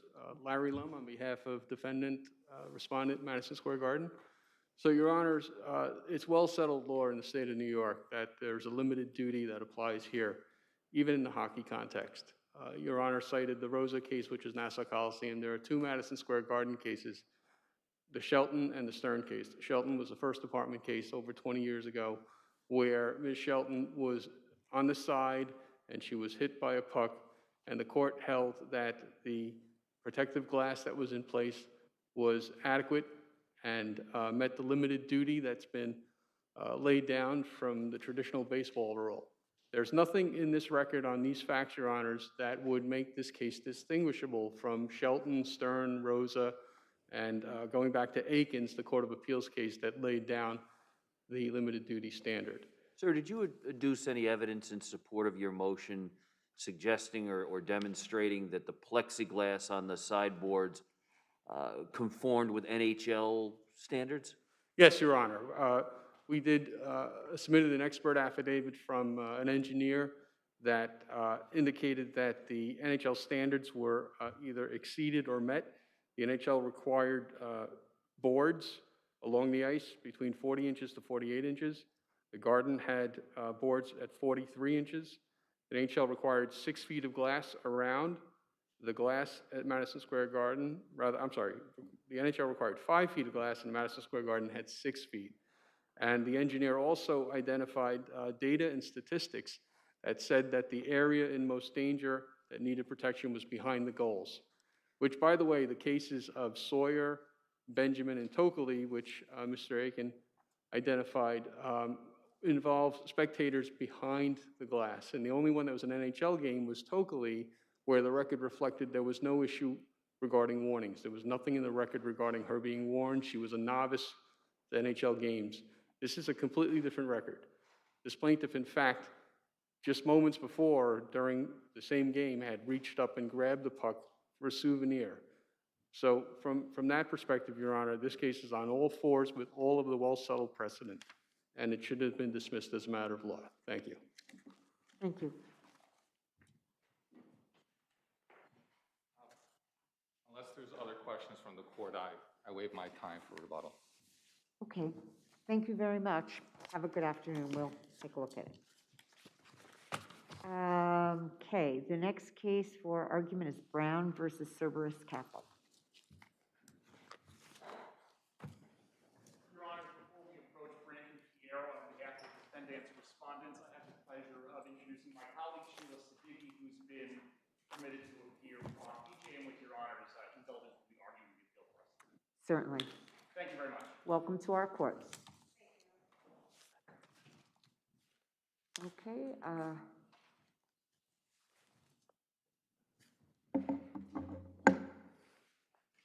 You may begin. Good afternoon. May it please the court. My name is Josh Seifert, and I represent the plaintiff appellants. This appeal relates to the scope and enforceability of releases and severance agreements were signed by the plaintiffs. As this court previously held, plaintiffs have claims against the defendants for fraud and securities fraud. But hasn't the posture of this case changed since the time we made our decisions in terms of the agreements that the defendant is now relying on? Yeah, well, yes, Your Honor. The defendants did not actually raise these agreements previously in this litigation until about, we've been litigating for, I think, 3.5 years. So you have separation agreements which contain releases with a carve-out, right? So yes. How are your fraud claims preserved? You're certainly not attacking the separation agreements, correct? We are attacking, well, we are actually. Are you saying that the separation agreements were obtained through some sort of fraudulent conduct by the defendants? Yes, to the extent that we have, I guess, two arguments. First is that the scope of the releases in those severance agreements just does not cover the claims. But secondarily, even if it did, then the claims would be, then the severance agreements would have been fraudulently induced because of defendant's failure to disclose material information related to those claims. Are you asserting that the separation agreements themselves were the product of fraudulent inducement? Yes, Your Honor. Well, again, as our secondary argument, to the extent the releases are But construed. how? I don't understand. How were the, what's the allegation that there was fraud in procuring the settlement agreements? To the extent that the severance agreements are read to cover these claims, then defendants would have had a duty to disclose their underlying misconduct, which they did not do, and that failure to disclose would constitute fraudulent inducement under North Carolina law. But their underlying conduct, didn't that happen afterwards? Well, some of it did, yes. I think that's one of our arguments here, is that much of the conduct that Justice Sherwood said had been released actually occurred after the fact. The releases themselves specifically only refer to pre-release conduct. North Carolina law is explicit that conduct that occurs after release cannot be the subject matter of a release. And in this case, plaintiff's claims actually did not come to existence until February 2015, long after they had signed the severance agreements, because the claims had not actually matured prior to that date. Okay, now you also argue, your secondary argument is with respect to the carve-outs. Why do you believe that the carve-outs preserve all your claims? Because the severance agreements say that as consideration for the release, the plaintiff's profits interests would continue to be governed by their award agreements, which put, as a result, the profits interests, the subject matter of this lawsuit, were put in juxtaposed to the releases themselves. We also argue that I think which is very important here is to look at the parties' post-contractual conduct. And that is, after they signed the severance agreements, defendants issued separate repurchase agreements, which included releases that were explicitly directed to the acquisition, ownership, and disposition of the profits interests. And that post-contractual conduct shows that the parties did not actually interpret the severance agreements to extend to these claims. There's a case on that directly on point, which is Simmons versus Accordius by a North Carolina court that addressed a very similar scenario where you had an initial release and then a subsequent release. The plaintiff, just like our plaintiffs in this case, rejected the second release, and then in subsequent litigation, the defendant tried to argue that the first release covered all the claims. And the court said, no, that post-contractual conduct actually of the second release showed that the parties did not intend the original release to be so broadly interpreted. And importantly, in North Carolina law, the parole evidence rule does not actually apply to post-contractual conduct. So it shows here, in this case, that second release, that the parties did not actually intend the first releases to be so broad. So even if the separation agreements were clear and unambiguous on their respective faces, under North Carolina law, we'd be allowed to consider extrinsic evidence in construing those provisions? Yes, Your Honor. It's very important under North Carolina law that the courts have said this over and over again, that the heart of the contract is the parties' intentions. And you look at the parties' intentions by not only the language of the contract itself, but also the context, the subject matter of the negotiations, and also the post-contractual conduct. Those things all have to be considered, which is why— Even if there's a finding that the contract language itself is unambiguous? Well, but Your Honor, I think first of all, we do think it is ambiguous, but second of all, in this case, the post-contractual conduct shows that the parties actually had a different interpretation. Importantly also, defendants litigated this case for 3.5 years before raising these contracts at all as a potential release. So they themselves did not actually think that these releases affected their claims until somebody thought of it later. This is just a post hoc rationalization for the language of the severance agreements. And again, importantly, the proposed repurchase agreements that had the releases explicitly referred to the ownership or acquisition, ownership, and disposition of these securities. That language was notably missing from the prior agreement between the parties. The first contract, the severance agreements, were explicitly supposed to be directed to resolution of employment claims, not the investment claims that we are pursuing in this action. If there's nothing further, I'll reserve my time. Okay, thank you very much.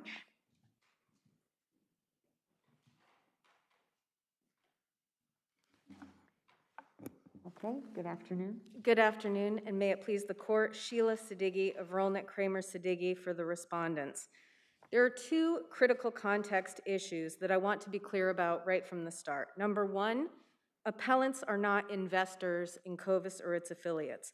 The entirety of the relationship between Covis and appellants was one of employer and at-will employee, and the profits interests were awarded to the employees to let them share in a potential profit pool to the extent that those interests vested during the term of their employment. The appellants unambiguously conceded this fact at argument before the trial court. That's in the supplemental record starting at SR 24, line 21. The second point that I want to be clear about for context is that contrary to the appellant's characterization, the trial court's decision does not let defendants, quote, off the hook. This is an interlocutory appeal, and appellant's claims. We understand that, but the assertion is the fraud. What about conduct executed or that occurred after execution of the agreements? Can that be considered? It cannot be considered, and Your Honor, under North Carolina law, is that correct? It cannot be considered under North Carolina law, and the case that's on point here is Financial Services of Raleigh, Inc. versus Barefoot et al. That's 594 SE 2nd at 37. That is a 2004 North Carolina Court of Appeals case, and Barefoot at page 43 holds under North Carolina law, when the language of the contract is clear and unambiguous, construction of the agreement is a matter of law for the court, and the court cannot look beyond the terms of the contract to determine the intention of the parties. That is citing and quoting the North Carolina Supreme Court's per curiam opinion in the Piedmont Bank case. And Barefoot goes on to say, it must be presumed that the parties intended what the language used clearly expresses, and the contract must be construed to mean what on its face it purports to mean. And that's exactly what the trial court did below. The language of this release is as clear and unambiguous as general release language can be. And we've cited the relevant language with the corresponding record sites in our brief. That's pages 9 through 11 at our briefs. But it bears noting from the start, the Elstad, Gaken, and Brown releases are titled Separation Agreement and General Release. The Homan and Sampier agreements are titled Severance Agreement and Release of All Claims. The appellants are throwing spaghetti at the walls to try to convince you that these things mean something other than what they plainly say. And I want to address the issue because appellants just raised it about this question of subsequent conduct. First of all, under Barefoot, you do not get to look past the four corners of the agreement. But even if that weren't the law in North Carolina and New York law applies, which is a little bit different on that, there is still no evidence of a contrary intent here that could override the unambiguous and plain language of the general releases. Why is that? On the first issue about they waited to raise this issue in the litigation, there's no requirement as to when the affirmative defense of release has to be raised. This thing was in a procedural posture for a very long time. Why did you litigate in that fashion? I mean, it's sort of curious. So in the first instance, because this was on a motion to dismiss, the only thing that was incorporated in the plaintiff's complaint was a separate repurchase agreement that did contain release language. And when that was incorporated in the complaint on the motion to dismiss, we did raise that at that time. These are releases governed by North Carolina law, and typically in North Carolina, when the affirmative defense of release is raised, it's adjudicated on a summary judgment basis. They don't have a procedural equivalent to the New York procedural rule where you're raising it from the start. But even if you want to question that tactical decision, counsel's litigation strategy is not factual evidence of the party's intent at the time of the release, and certainly not to override plain language. If that's were the case, you could have different counsel that would take a different approach to the litigation, and depending on which counsel you have, you'd be reading in supposed evidence of the party's intent at the time. The other issue with respect to this alleged, subsequent conduct, if you could even get there, which again under North Carolina you cannot, but they want to make this case look like Simmons. This case is not like Simmons. In Simmons, the first release that was given was on its face a specific release. It was related only and specifically to certain types of claims. The defendants there tried to say it was a general release, and in that case, the court found that the subsequent there was some ambiguity about whether it extended, and the court there said, well, in this case, the subsequent conduct shows a contrary intent to trying to argue that that specific release encompassed more than it said, because there, as soon as the plaintiff filed her RITA claim, the defendants went to her with a separate release, specifically trying to release RITA and trying to pay separate money to get that release. In that case, that conduct was seen to be contrary. Here, there's no contrary conduct with respect to the release language that was included in the repurchase agreement. Aren't the plaintiffs claiming that there was fraud as relating to the later award agreements, and are they able to maintain those causes of action, and if not, why not? They're not, Your Honor. First of all, you're correct that there are two elements of the fraud that they're claiming. The first precedes, those are the pre-existing claims. There is a portion of their claim where they have alleged fraud in connection with the 2015 call. Those claims are entirely duplicative of the contract claims. The call and the valuation of the profits interests are specifically governed by contract, and under North Carolina law, like New York law, you can't have a claim for fraudulent breach of contract. So I think that's implicit in Justice Sherwood's decision below. If you found it's not, that's an independent basis on which to infirm.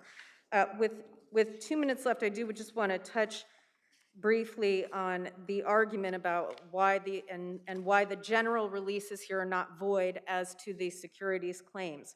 The general rule that appellants are trying to invoke does not apply here for two separate reasons. The first we've well covered in our briefs. They don't fit the language. The blue sky laws do not permit a waiver of compliance with securities laws in connection with a transaction to acquire or sell a security or to receive investment advice. It is beyond any legitimate dispute that the general release at issue here was not included in a transaction to buy or sell a security, and that's important because the appellants are arguing that the anti-waiver provision is only the starting point, but from their case law has developed to disfavor releases in the securities context. Well, appellants themselves cite the policy concern. That's to protect investors. So the remedial purpose isn't served in this case where there is no investment.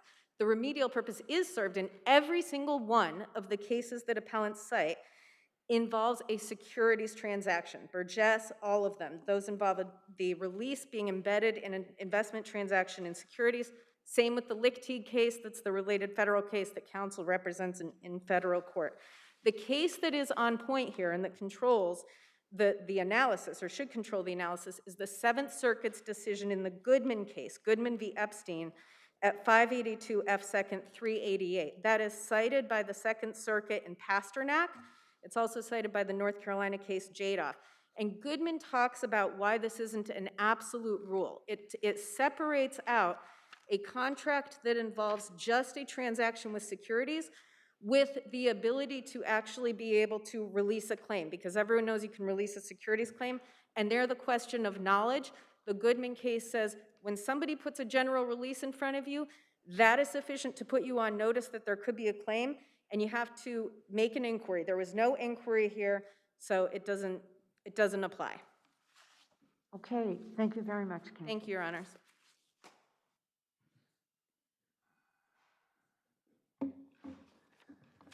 Okay. As an initial matter, defendants didn't argue below, and there's never been dispute in this case, that these were securities. So this suggestion that somehow they were not investors is not true. Plaintiffs owned securities. They were called profits interests. And as a result, the blue sky laws apply. And importantly, under the blue sky laws, there is the case law is uniform that you cannot release a claim unless you had constructive knowledge of it. And in this case, there is no indication at all that plaintiffs had constructive knowledge in the court, and plaintiffs or defendants have never actually even argued that. As a result, by controlling law, the releases, to the extent they're interpreted to cover the securities claims, would be void. And the opinion on that I don't understand how the releases were part of the purchase, acquisition, or receipt of investment advice or sale of a security. I mean, the releases were part of a severance agreement. You were leaving voluntarily or not, you were leaving their employ, and those were severance agreements. I don't understand how they are, I think that's, how they fall into this blue sky, you know. yeah, I think that's precisely our point in many ways, is that The securities laws say you cannot have a release of unknown securities claims. They don't specify where that has to occur or how that transaction has to occur. And notably, the other courts have also recognized that in order for a securities lease to be enforceable, it has to occur in a commercial context between parties of equal bargaining power, which is what, like the Goodman case that was referenced earlier, that case involved parties in equal positions of power who had ability to do due diligence and so forth. That did not occur here. But that specifically also shows why these releases should not cover the securities claims. They were executed in connection with employment. As a result, they cannot be construed to be securities releases in any sense. There was no dispute, and there was no discussion of the securities claims at all, which is a requirement under cases like Burgess and Pasternak in the Second Circuit. Also, and just as far as defendants' conduct of this litigation, they suggest that somehow they didn't raise the releases earlier because they weren't specifically mentioned in the complaint. But under the CPLR, you can raise a release on a motion to dismiss. Defendants instead raised a separate document that they alleged was a release, which this court rejected that argument. But could there have been a tactical reason why that was done? Because under these agreements, there's a carve-out. So maybe the defendants were looking for a full win, so to speak, on the motion, on the earlier motion, understanding that they have a secondary argument to be made down the road. It's possible, Your Honor, but again, this is on summary judgment, and they have to show that there's absolutely no evidence upon which a reasonable jury could rule in our favor. And here we show post-contractual conduct, not only the second release, but also defendants' failure to raise this release for 3.5 years is indicative that they actually did not interpret the release in that way. Okay, thank you both very much. Thank you. Have a nice afternoon. The next case for argument is Coker versus Gonzalez.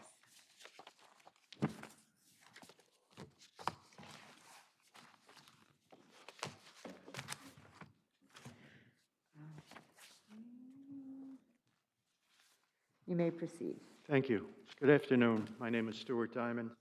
I'm here for the plaintiff appellant Abdul Jalil Kokar. There was a development last month that's outside the record of appeal, but does relate to the order being appealed. Unless the court objects, I'd like to share that. Last month, the same judge who issued the order being appealed considered a motion by the other defendant, the non-respondent defendant, Zale Management, seeking to dismiss the same cause of action, one for conversion. And the court denied that motion, holding that it's... That's not before us, Well, right? yeah, I don't think we probably should, that's... Okay. Why don't you go into what happened here on the issue Certainly. of the cause of action for conversion? Certainly. That's what we're talking about here, right? Yes. So the order being appealed was decided on the basis of collateral estoppel. There was a four-part test to decide whether that doctrine applies. Each element must be satisfied in order for the doctrine to apply. In this case, none of the elements apply. The first factor is whether the issues in the two actions are identical. The issues were not identical. The Bronx County action was an action for breach of commercial lease brought by a company called Zale Management against Abdul Kokar. The New York County action was brought by a different individual, Abdul Jalil Kokar, against Zale and new defendants, the respondents in this appeal, the lawyer defendants, and that was for conversion and abusive process. So we have different parties and different causes of action. The second element is whether the issue was actually litigated in the earlier action. This issue was not litigated. The order to show cause on which the court below based its ruling was based on a jurisdictional issue, the court raising an issue of a bank in New Jersey, whereas this case raises a substantive issue that was never addressed in the Bronx. The third element is whether the party against whom the doctrine is to be applied had a full and fair opportunity to litigate. Mr. Abdul Jalil Kokar was not a party to the Bronx County case. If he were, none of this would have happened.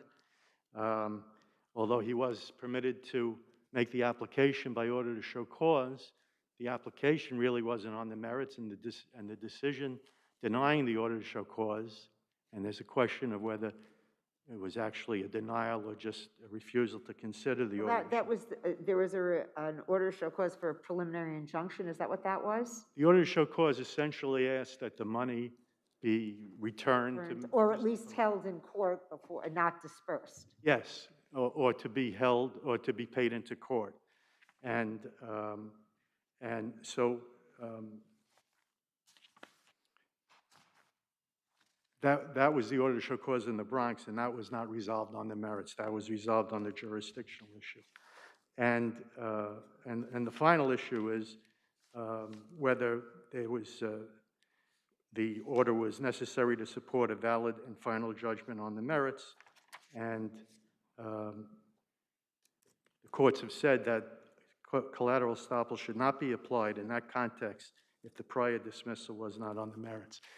In addition to what I've laid out, further evidence that it wasn't on the merits was that order to show cause wasn't even opposed.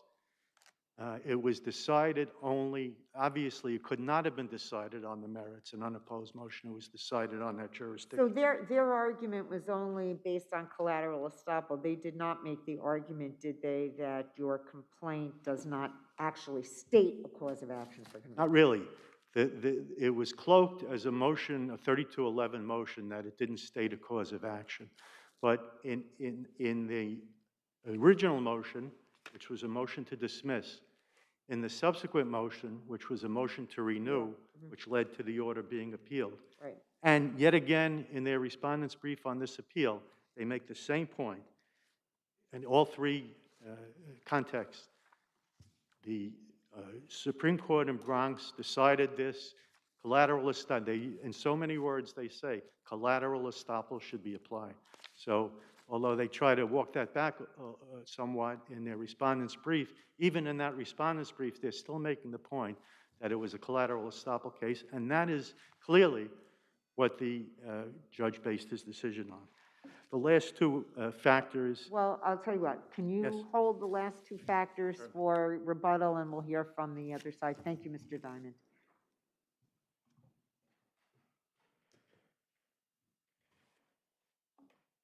Good afternoon, Your Honor. Good afternoon. My name is Lisa Shrewsbury. I'm here for the respondents today. The respondents are a lawyer and his law firm. The issue is very, very narrow. He had this money in his hands, and he paid it to his client because there was a judgment in favor of his client. He waited to see, he was told by the plaintiff that they were going to bring this order to show cause. He said, okay, we'll wait and see what happens. He didn't oppose it because he wanted to give him, every chance, and the judge denied it. So he had this money, and he gave it to his client. Well, the judge denied it on issues that the funds were in a New Jersey bank, not on anything substantive. No, that's true, and there's other issues. So the judgment was actually originally entered in 2017, and then it was docketed in New Jersey in June of 2018, and then a restraining notice was given to this plaintiff by Chase Bank, and he hired attorneys in New Jersey and opposed it unsuccessfully. And then, it went to the sheriff, and he opposed that unsuccessfully. So there's a history here. The same evidence that they gave to... Counsel, let's just go back. What is your primary argument as to why you believe the court correctly found what it found? My argument is, and it is based on conversion, okay? So my argument is... But based on conversion or collateral estoppel? Well, collateral estoppel with respect to the conversion claim. Okay, so let me stop you there. So you're arguing collateral estoppel. Was the denial of injunctive relief in the Bronx a finding that somehow the law firm did not convert the funds? I believe that's right, because when they found themselves with this money, they had a court order that their client was entitled to this money, and there was nothing else. There was a claim by a man with the same name as his brother. But couldn't there be, which I hate to speculate, it was a request for injunctive relief. Maybe the court believed that there was an adequate remedy at law. Maybe it sounded like a mandatory injunction. didn't want it. So there could be a myriad of reasons why that relief was granted. I mean, we don't know because the order is very short, right? That's true, and there's things that this plaintiff could have done. He could have brought this lawsuit or told my client he was going to bring this lawsuit. He said, please wait, don't do anything with the money. I'm going to file this order to show cause. And that's what happened. And so when the order to show cause was denied, there was no one else with a superior right to these funds at that moment in time. And that's the argument, that you can't make a conversion claim against this attorney based upon the decision he made on those facts. We're not arguing that at the end of the day, the lawsuit between Zale and this plaintiff, I mean, I don't know how that's going to turn out, but that's that issue. This is so narrow with respect to a conversion claim against this lawyer. Okay, thank you. Thank you. Mr. Diamond, you have 2 minutes for rebuttal. The problem is the motion was a motion to dismiss, and it wasn't based on the substance of the argument. They're saying now that the conversion claim doesn't apply, but he didn't have an opportunity to vindicate that claim.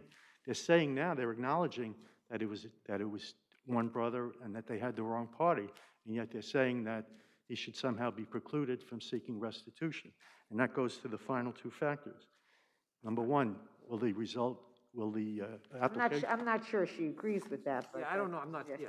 I think that's what you're going to say. Well, I did hear her say that they were I two think brothers. what she's saying is that, look, my client's an attorney, and based on a court order, he acted appropriately. That's sort of what I'm hearing is what's being argued. I agree that that's what they say, but that wasn't the basis of the order issued. It was a collateral estoppel order. And it wasn't really even the basis of their motion, and it certainly wasn't the basis of their respondent's brief. They kept saying that this is application of collateral estoppel. Well, anyways, they may have stronger arguments to make. This will not result in fairness to the parties. If this order is allowed to stand, Mr. Kokar will be out $70,000 for a judgment that he was not the subject of, and he was not the underlying basis for. And the final element, this will not, if the order is reversed, this will not impair their rights because they'll still have a judgment and they could take whatever efforts they want to try to satisfy the judgment against the party who really owes the money. This was a 32-11 motion. It was not decided on the merits. And I'll just, as a final point, none of these arguments about collateral estoppel are even addressed in the respondent's brief, not a word. Thank you. Okay, thank you both very much.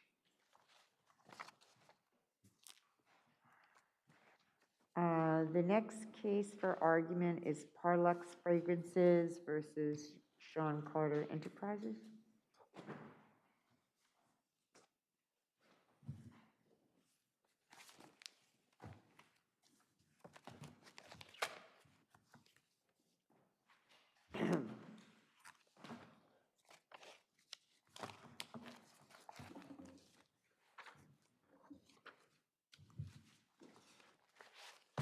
Okay, you may proceed. Thank you.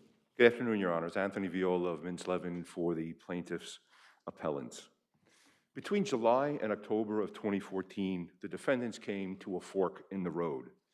Parlux had presented them twice with written presentations which the defendants admit they understood to be seeking approval for 4 separate additional product lines under this license. They now contend that there was something wrong with those submissions. Either they didn't count as a product development plan at all, or they were somehow deficient. If that's what they really thought at the time, they elected and waived that because they chose to go forward with the process under the contract without raising any questions. Isn't generally under our case law waiver an issue of fact for the fact finder? Well, we have 2 separate arguments, Your Honor. First is election of remedies, and additionally, waiver. And there are cases which do say that waiver can be a question of fact.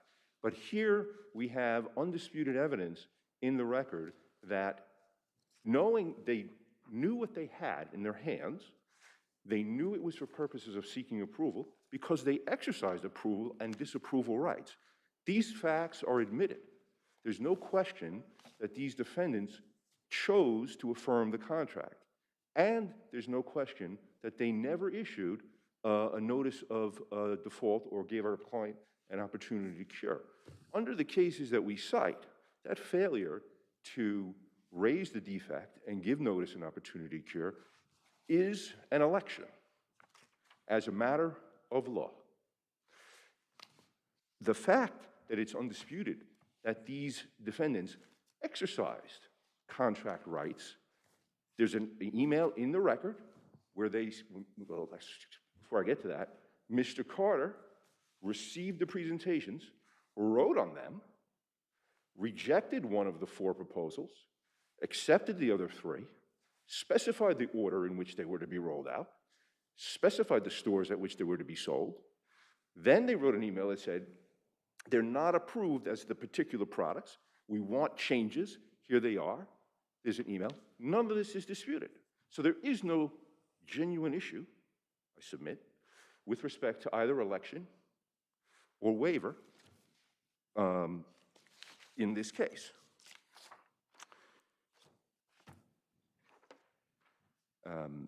And the defendants admit everything that I said. I've been talking so far about the so-called condition precedent of a product development plan under Article 7. The defendants also raised this argument with respect to plans and reports under Article 12. They've effectively abandoned that in their appellate papers, which they had to. The Article 12 reports are annual and quarterly statements. Under the contract, they're due at specific times. To the extent that they submit that those were not provided to them, again, they had an obligation under Article 15 to provide notice and opportunity to cure. They didn't. They had the contract. They knew what they were entitled to under Article 7 and Article 12. They knew, they claimed, they knew what the contract required. They knew what they had or didn't have, and they chose to go forward. Under fundamental portfolio investors, which is a decision from this court, very similar facts, the court found waiver. Sir, how does your decision to cease making royalty payments after July 2015 affect your affirmative claims, particularly your breach of contract claim? Well, we submit that those do not affect our breach of contract claims at all.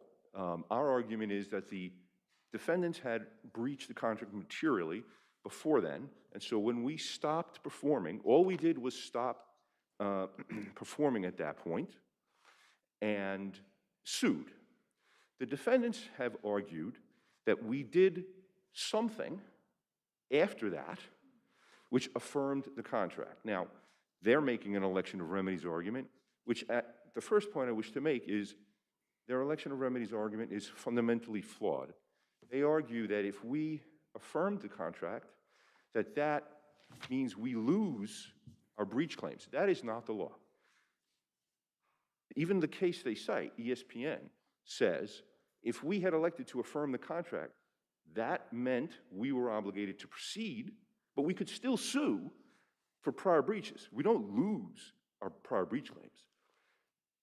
But in order for them to make this argument that we elected, they have to show that we did something to affirm the contract.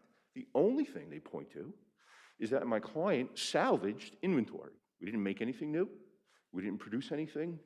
We didn't do anything to indicate to them, and that's the test for election, do we do something to indicate to them that we deemed the contract continuing?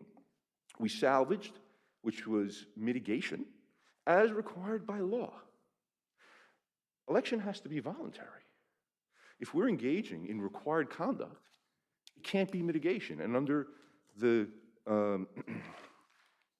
decisions of this court, mitigation is not an act in affirmation of the contract. It's a requirement. To the extent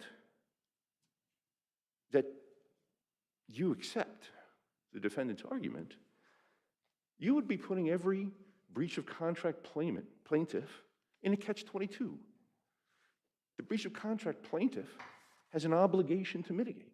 They're saying that by doing that, that breach of contract plaintiff loses its claim. So it's an impossible position for that plaintiff.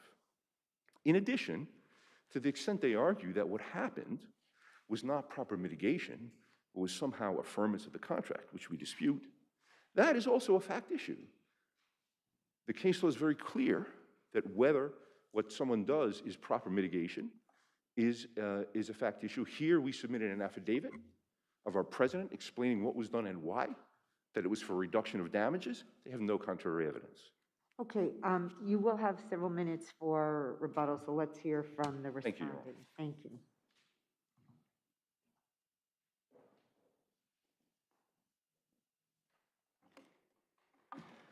Go ahead.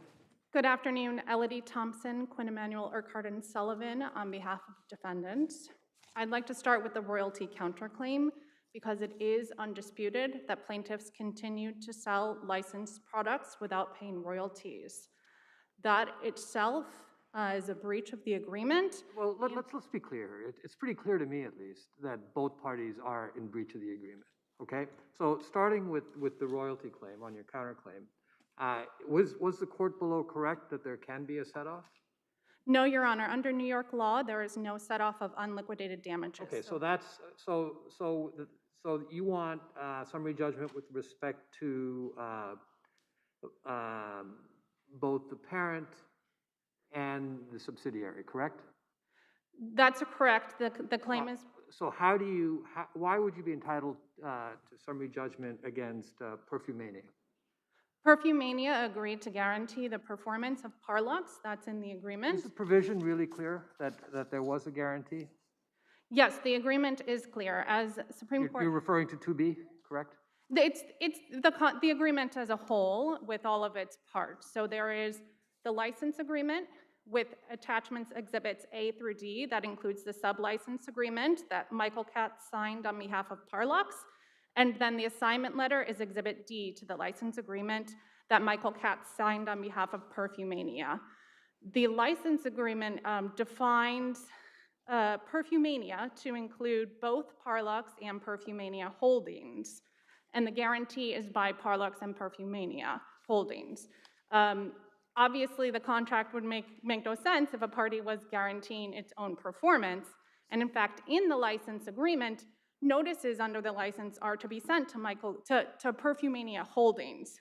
So in this integrated transaction, Perfumania holdings guaranteed the performance of Parlux, and the claim is proper as to both of them. The issue is not whether the claim is proper. The issue is whether you'd be entitled to summary judgment based on the documents that you're referring to, correct? We would, yes, Your Honor. It would be whether we're entitled to summary judgment on the royalty counterclaim.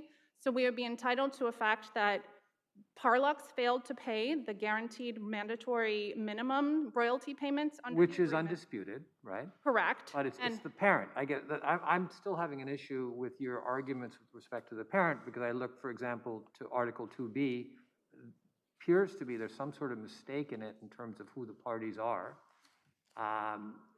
So don't you need another signed writing to hold the parent in as a guarantor? No, Your Honor. The definition in 2B says collectively collectively Perfumania. If you were only referring to Parlux, the subsidiary, there would be no need to include the word collectively. It is referring to both entities, and that claim should be, judgment should be entered on that claim as to Perfumania as well. But if I could return to the questions related to whether plaintiffs can sustain their claims for breaches as against defendants, they cannot, because as of July 2015, they breached the agreement. They elected to continue the contract by selling the licensed products, but not paying royalties, thereby breaching it. If the court would look at its own decision in Boscarelli... Well, but didn't he say that you breached, that your clients breached first, and so he was entitled to, I mean, who breached first? Your Honor, that is what they say, absolutely. But even if there was a prior breach, the selling of trademark licensed products bearing the JZ trademark is a breach, and they elected to continue selling those products without paying the mandatory minimums. That election under the contract means that they can't terminate. They're obligated to perform under the contract, which they failed to do in not paying the mandatory minimums. So in that regard, the counterclaim should be, judgment should be granted in favor of defendants, but also as of that date, plaintiffs can't show their performance under the agreement, which is necessary to sustain their claim for breach of contract. And so even if there are prior breaches, which we do not think they are here, but even if there are prior breaches, as of July 2015, when they failed to pay millions of dollars in royalties for using a very valuable trademark. But didn't they allege that your client had obligations to show up and do some marketing and things, and he just didn't do that, and that constituted a breach before they decided, well, we're going to keep selling these without paying the royalties? That is, yes, Your Honor, that is the allegation. However, two things. One, regardless of whether they can sue for breach for that claim, they cannot elect to continue the contract and sell licensed products and not pay the mandatory minimums for the sale of those licensed products. I would direct the court to Boscarelli Operating, which is this court's precedent, as well as the Lennon case from the Southern District of New York, 1997 Westlaw 346-733. And so that's the election of remedies. That means they continued the contract, and even if they can sue for an earlier breach, as of that date, they can't show their performance under the agreement.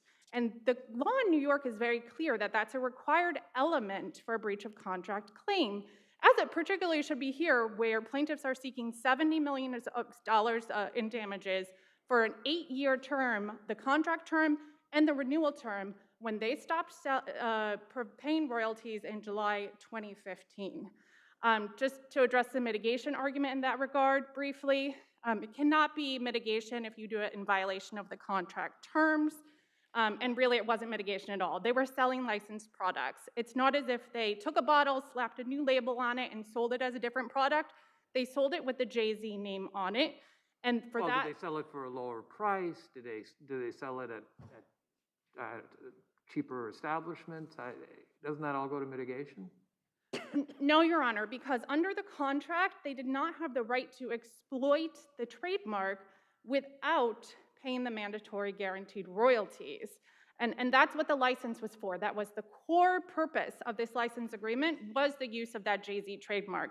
If I could direct the court to record page 3116, that's a Macy's email in August 2016, a year after the breach, in which Macy's not only advertises the Jay-Z product, but buys 18,000 units of it.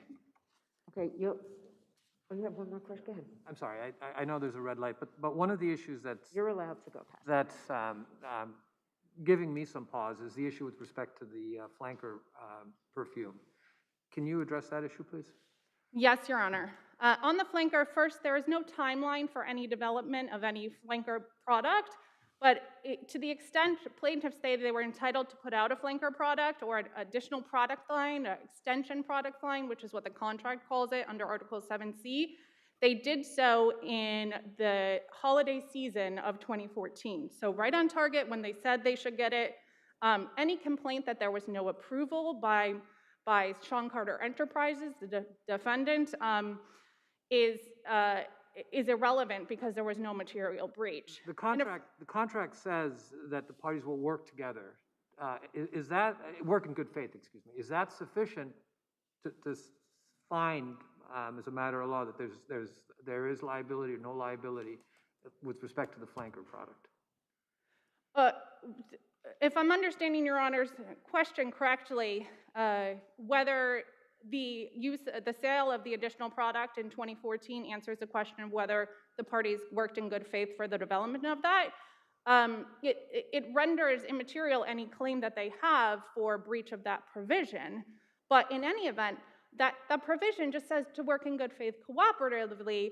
It doesn't say you have to do it on a certain timeline. And there certainly is evidence, the evidence that Mr. Viola cited with regard to, oh, they knew how to approve, they were, looking at this and saying, yes, I approve, no, I do not. That shows that they were engaged in cooperative discussions if that is, in fact, what's required under the agreement. But of course, there is a condition precedent here, which is that, as Supreme Court held, discussions and approvals of additional licensed products are to be done in accordance with a product development plan, and there is no evidence that there was a product development plan ever put in place. Okay, you'll have a little time for rebuttal on your Thank you. cross appeal.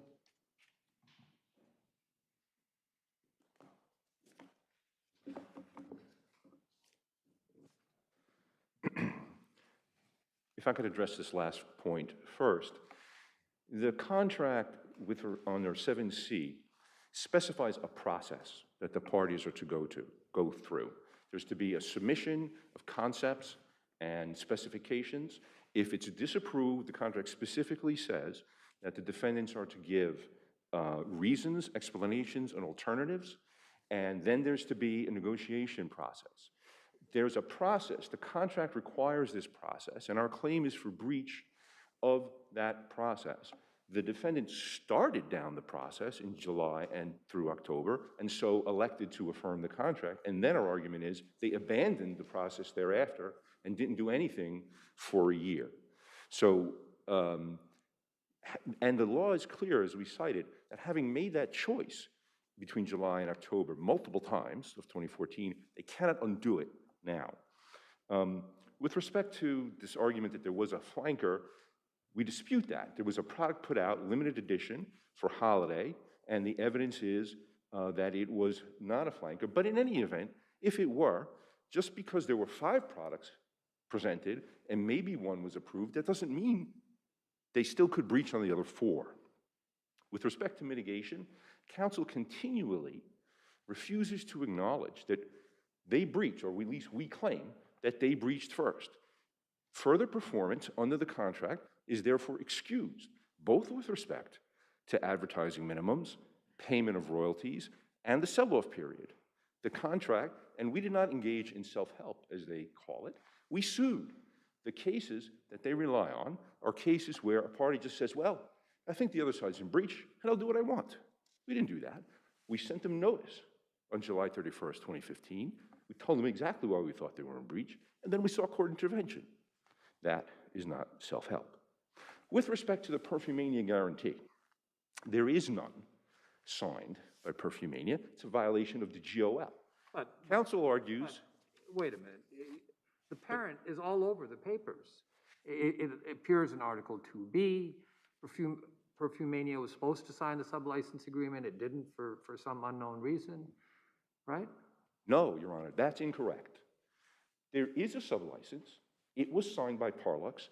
It contains the guarantee. There is a written guarantee. It's at page 649 of the record. So who else would be guaranteeing it if it wasn't Perfumania? Parlux. And this is what they... Parlux is going to guarantee its own actions? The form, remember, my clients were not parties to the license.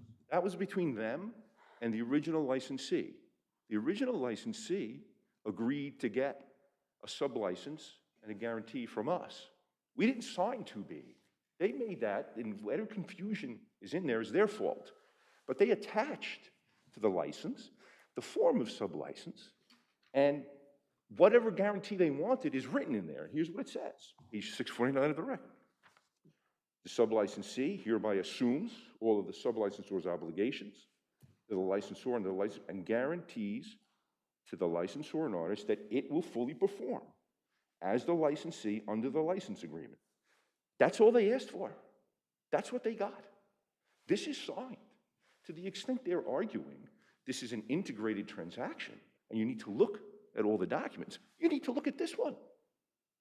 Okay, well, we will certainly do that, and I thank you for the argument. Let me let your adversary have 3 minutes in rebuttal also. Thank you. Okay. I think the argument we just heard confirms one thing in particular, which is that the claim for breach of the implied covenant should be dismissed. What we're talking about here related to these so-called flanker provisions is whether under their contract the parties work together in good faith. The implied covenant claim under this court's law should be dismissed and judgment in favor of defendants. I'd also just like to note briefly as to Mr. Carter, he did not sign the agreement as to anything related to the flanker provisions, and there is no basis for piercing the corporate veil here. There is no fraud or malfeasance even alleged, and while Supreme Court held that there was some sort of overlap, that is absolutely not sufficient under this court's law. Turning back to the royalty counterclaim, it is clear that there was a breach of that in July of 2015. We think that that means, at a minimum, the damages for failure to pay royalties should be judgment in favor of defendants as to those, but also that because plaintiffs cannot show their performance after that date and they elected to affirm the contract, they were required to perform under the contract and they failed to do so, which means their breach of contract claim should be dismissed as to after that date. Just briefly as to the personal appearances provision, there is admittedly no request by plaintiffs after January 2014, which is this first sales year, for personal appearances. So as to that claim, anything after the first sales year, even if this court determines that there was some sort of breach that could have possibly occurred in that first sales year, there was no breach that could have occurred after that sales year. So that means the contract claim should be gone because of the breach of the royalty provision, but at a minimum, the flanker claim should be not able to succeed or either claim after July 2015. And as to the personal appearances provision, there should be no claim permitted after the first sales year. Thank you. Okay, well, thank you both very much. And have a nice afternoon. The next case for argument is People versus Michael Grasso.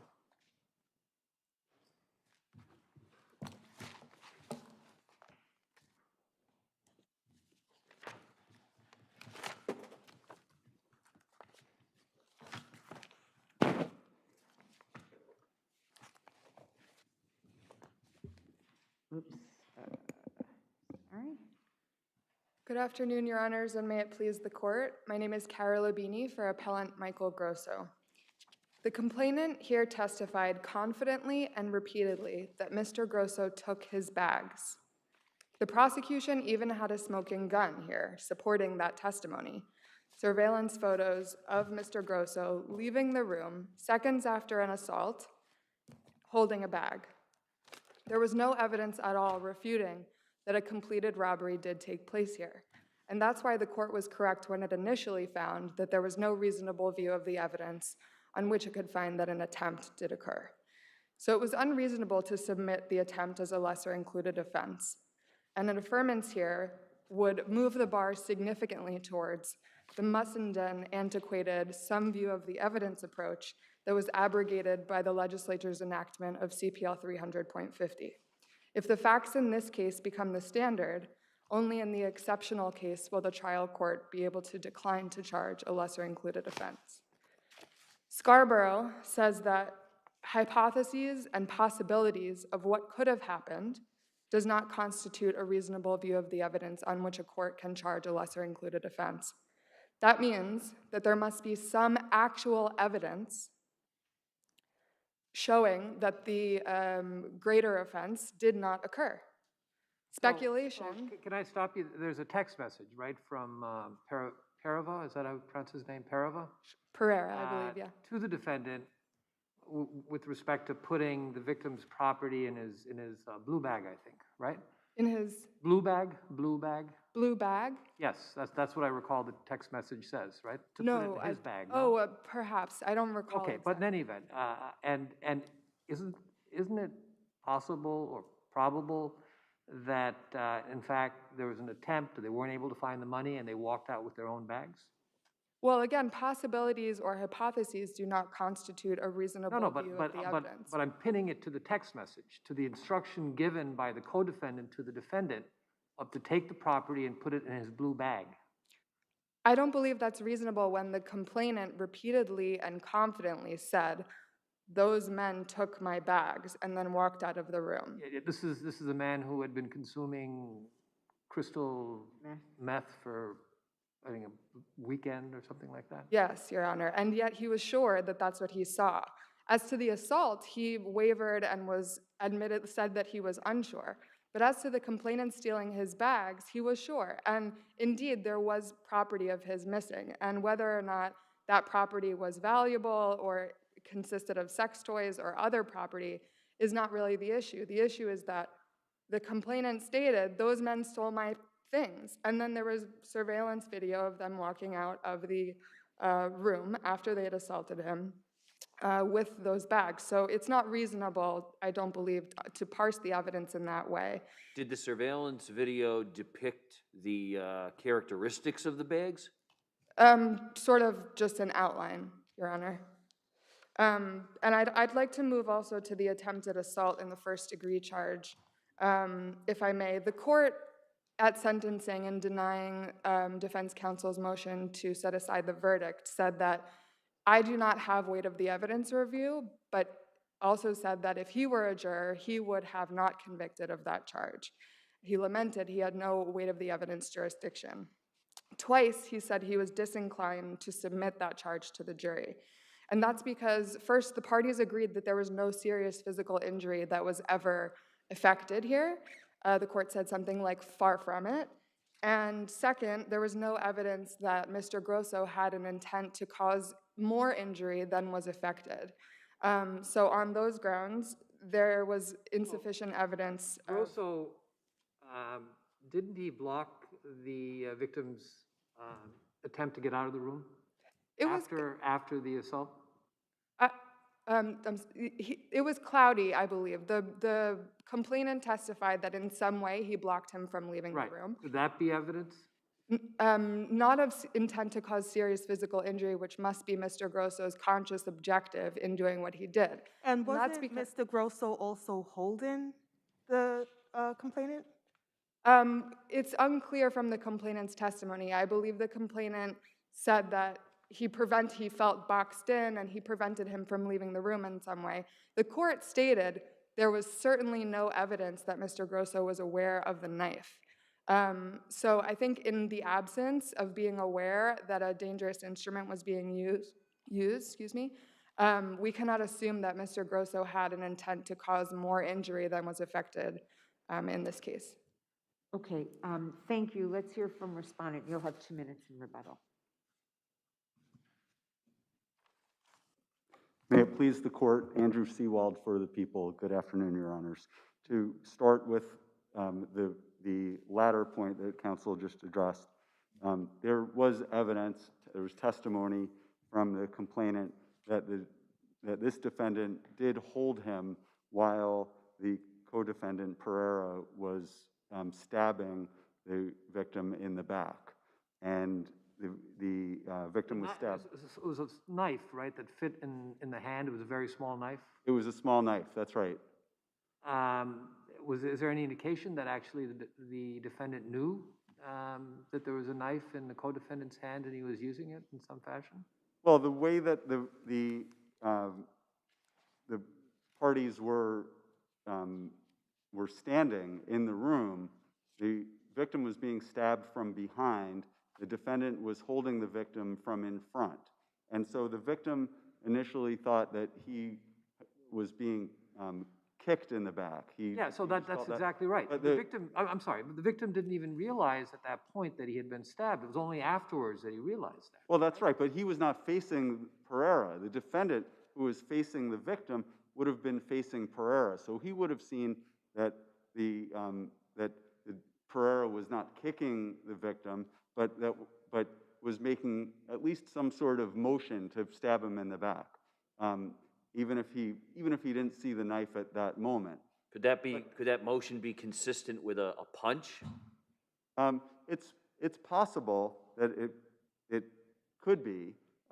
Yeah, we don't really know. I mean, there's no videotape of the motion, but the defendant's actions after that showed that he did share in the intent of his co-defendant Pereira. And there was just a horrific amount of blood all over the room. And there were photographs introduced that showed how there was blood just spattered everywhere. And the victim here was extremely fortunate that he wasn't hurt much worse. And the horrific amount of blood at least supported the inference that the jury obviously drew, that the defendant joined in the attempt to stab the victim. And then the defendant's conduct after it would have been obvious that the victim had been repeatedly stabbed and was bleeding quite heavily, the defendant's conduct showed that he didn't disengage from his co-defendant at all. He continued to act in league with him. He searched the room with him for the victim's belongings. He and then left together with Pereira afterwards. So that conduct, together with his actions during the stabbing itself, to hold the victim while facing facing the victim and the co-defendant right behind him, all of that supported the inference that he did share the intent to cause serious physical injury, as the jury found. Counsel, what about the issue of the lesser included offense? What reasonable view of the evidence would require that to be charged? Well, as the judge himself said, it was not clear exactly what bags the defendant and co-defendant actually took. As my adversary mentioned, the surveillance stills were not clear about exactly what the defendant and what Pereira. But wasn't the defendant clear, as your adversary points out, that those were my bags that were taken? The victim thought that he did testify that that he thought that the defendant and co-defendant took his bags, but there was no testimony specifically describing what those bags looked like, and he didn't identify the bags that the defendant and co-defendant were holding in the stills. I'm not sure, I mean, as I just said, the stills were kind of fuzzy. You can see that the defendant and co-defendant are holding bags, but it's not clear that he even could have been able to identify them. Did Pereira have a bag in the room? At least from the text message, it appears that he may have had a bag in the room. It's possible, and both of them had been in the room repeatedly over the weekend, so it's quite possible that they had left left with their own bags. It's quite possible. We do know that the object that they had been seeking in the first place, the money, they didn't get the money. So they left with something. It's not clear exactly what they left with, and at least it was a reasonable possibility that they didn't have one of the victim's bags, and that meant, or any property at all belonging to the victim, and therefore there was a reasonable view of the evidence that they committed a mere attempted robbery, as the jury found. Okay. Thank you. Thank you, counsel.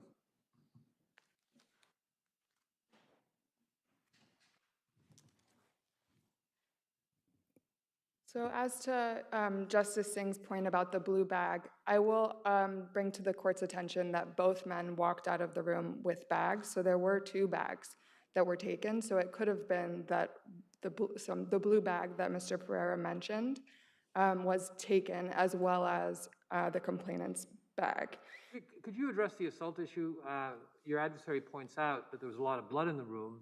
So taking the punching, stabbing, whatever it was, with the blood, and then obstructing the victim getting out, could that support the charge? Well, as Justice Higgett mentioned, I think during the assault, the actions of stabbing the victim, the complainant, could have been consistent with merely a punch. We don't know when Mr. Grosso could have viewed the blood based on the configuration of the 3 men in the room at that time. I'm not sure if that answers your question. You're not going to go a long way citing me for anything, so. No, I thought it was a good point. As to the configuration, I think also my adversary said that the defendant was facing Mr. Pereira, so obviously saw him stab the victim. Unfortunately, he also says that my client bit the complainant.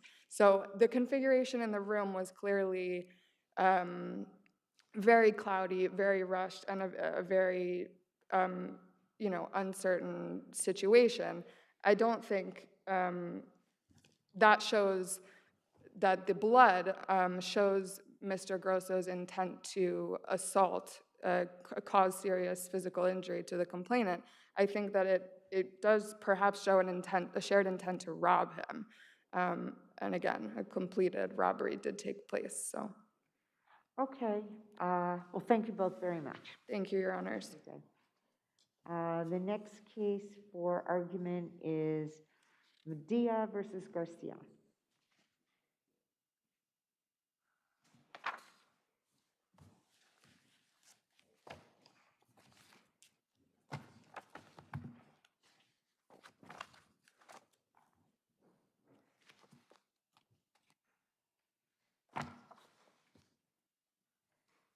You may proceed. Good afternoon. Thank you. Good afternoon, Your Honors. Nicholas Delano for the defendant appellant, Jamie Garcia, and I apologize for my lateness on arriving. Emergency break in the train had locked. Okay, and I you meant got to in deliver just this at the nick of time. All right, thank you, Your Honor.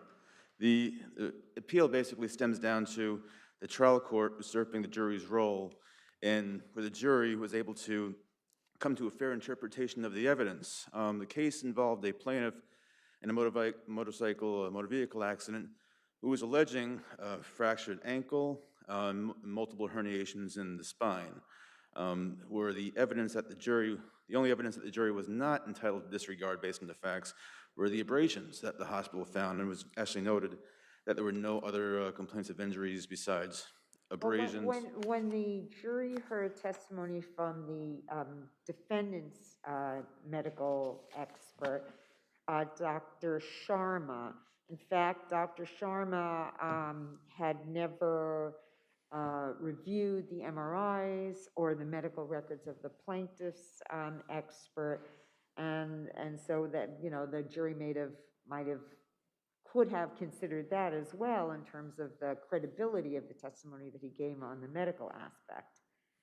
Yes, Your Honor, that goes to the weight of the evidence, so, Your Honor, but there are certain things with respect, if we compartmentalize them with respect to the spine, Dr. Sharma testified that with this particular accident, if the plaintiff suffered injuries, cervical herniations or lumbar herniations in this accident, he would have needed emergency surgery to avoid paralysis. There was also another point where there were no complaints of neck or back or spine injuries anywhere in the hospital records whatsoever for that date of the accident. And a matter of fact, the third issue is that there was the x-rays that were taken referred to a prior comparison x-ray for each one of the 4 different body parts that the plaintiff had x-rayed in the hospital that day, the date of his accident on August 26, 2016. There was references that he had been to that same hospital and had x-rays taken for the same body parts on June 25, 2015. And the plaintiff had brought out testimony, the trial attorney brought out testimony, which was me, from his deposition, that plaintiff denied having ever had any sort of pain or symptoms or injuries to his left ankle and right knee prior to the motor vehicle accident in August 2016, where those hospital records directly refute that. And with respect to the ankle fracture, the original suspicion was that there was a fracture of the ankle. It wasn't a shattered ankle like plaintiff alleged, but it was a non-displaced fracture. But the attending radiologist who reviewed it after the 4-year resident who initially had that suspicion, he came to the opinion that there was no fracture whatsoever and no gross swelling in the ankle, which would have manifested if there had in fact been a fracture. So the jury was entitled to disregard, and plus on the countless 7 or 8 points that plaintiff's testimony was contradicted by. He was in some type of cast or boot for the first 6 weeks after the accident, is that correct? That, I believe it was the first, at least, if I'm not 100% sure, but I believe it was 1 to 2 weeks by the time he went to his treating physician, Dr. Abramov.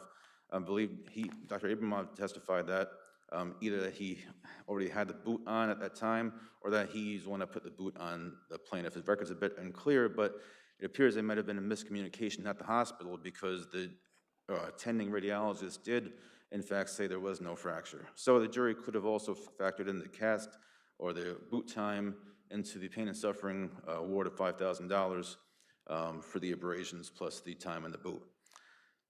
And the plaintiff had testified on at least seven different points where his testimony was refuted, and Infalsis and Noonan was charged to the jury, and Dr. Abramov, whose opinions were based on plaintiff's presentation and his complaints and his own history he had to rely upon, jury was entitled to find that he was a totally unreliable source. He testified that he couldn't continue with the physical therapy because he had no way to pay for it. Meanwhile, Dr. Abramov's own records indicated that plaintiff had medical insurance, and with respect to how the accident occurred, it was incredulous that the plaintiff testified that the defendant blew the stop sign when the first. Well, the jury did divide the liability 50-50, so Yes. they thought, I mean, they heard that testimony too. Okay, you'll have some time for rebuttal. Thank you. Thank you, Your Honor.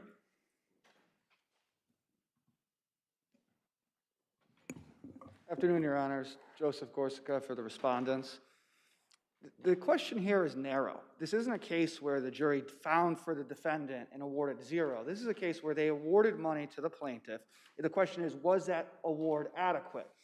And there tends to be a bias in some of these cases here, especially with motorcyclists. As a trial attorney, it's one of the things you fear most about jurors in motorcycle accidents is they tend to have a bias against motorcyclists for whatever reason. And it can manifest itself in all kinds of ways. Counsel, that's really frankly speculative. So let's address the issues here. Are you relying on the ankle fracture? Because it's not really clear to me that there's a basis for that. Jury could have reasonably found, based on the radiologist, that there was no fracture. So it's really the cervical injuries. Well, Dr. Abramov is asked during his direct examination if he has an opinion whether to reasonable degree of medical certainty whether there's an ankle fracture, and he says, yes, there is. In addition... But there's evidence that contradicts it. So the jury, it's just a question, so the jury had a basis, right, could theoretically have a basis to reject that. So with respect to the cervical injuries, why, based on Dr. Abramov's testimony, Dr. Sharma's testimony, why do you believe that additor was appropriate in this case? You have to say that hard. Based on the competing testimonies of the two doctors with respect to the cervical injuries, why was additor appropriate? Well, the weight of the evidence is very much in favor of the plaintiff here, as the plaintiff had a treating physician come in who actually reviewed the records and had treated this person for a period of time, versus Dr. Sharma, whose testimony was, I can spend 7 minutes with the man and tell you whether he's good or not, without looking at medical records. That was what his testimony was. But can the jury accept that testimony and then make a determination based on that, and that's why they found $5,000? They could, but then again, now we're speculating about what they were thinking. Had that been the question, if we're taking outside the fracture, then the defendant should have asked for a special interrogatory asking whether the fracture was related or not. They did not. So as they weigh the testimony between the two experts, that's the jury's province. And as it relates to the trial court's review of that, the trial court was there to physically witness Dr. Sharma's testimony and how he appeared and how his mannerisms were. Well, couldn't the jury also have been concerned in this particular case that there was testimony, as the defendant pointed out, that there were prior records that indicated injuries to all or at least some of the same parts of his bodies that were injured in this accident, and that they were not made available, they were not put into evidence? I mean, couldn't that have concerned the jury and been something, gone to the weight of evidence? It could have, and it was addressed during my summation as it relates here, is that they had these medical records since the onset of the case, right? They were disclosed initially. They chose that they could have had those records and brought them into court. There was no mystery about it. They chose not to bring those records in, and the jury could make an inference off of that they're speculating here, that they could have pulled those records, and if there was something there, they could have produced it. If there are no further questions, I'll rely on my brief. Thank you. Okay, thank you. Counsel, you have a minute. Would you like to tell us anything further? Hello again, Your Honors. With respect to the plaintiff, or the defendant rather, bringing in the records for the prior admission, one, there is no indication that the defendants even had authorization that would, or date restricted, their authorization to get those records, and it was nowhere in the file. And two, it's plaintiff's burden of proof. If the plaintiff wants to prove this is a prior accident, and the plaintiff. Obviously, the plaintiff maybe didn't want to prove that, but I guess it seems that either side had the possibility of getting those records in, since there was someone there from that hospital, but okay. All right. And basically, I would just defer to the brief, and if Your Honor has any questions, I'll be happy to address them. If not, I would waive the rest of my time. Sir, could you just address the cervical spine injuries, the evidence regarding the severity of those? Because it could well be, we don't know, we can never know exactly what the jury's thinking was and their particular nuanced findings that got them where they ultimately went. But maybe they agreed with you that there was no fracture, but there was evidence regarding cervical spine injury. So could you talk a little bit about that evidence and how that relates to the $5,000 award for past pain and suffering? Sure, Your Honor. The cervical spine, the jury had enough evidence to infer that it was not caused from this accident, but rather the prior accident that where all those x-rays were taken from. And the MRIs, first off, should not have been admitted because CPR 4532A was not complied with. But even with that aside, the Dr. Abramov himself, I believe, said that by the time November came around, there was no objective symptoms that he had. There was no spasms, and he just went off on his own and decided to start treating with Oxycontin and narcotics instead of actually trying to pursue injections or physical therapy, something that would actually try to help him better and improve his condition, if there really was a condition. Okay, thank you both very much, appreciate it. Thank you, Your Honor. The next case for argument is Donker versus First Ghana.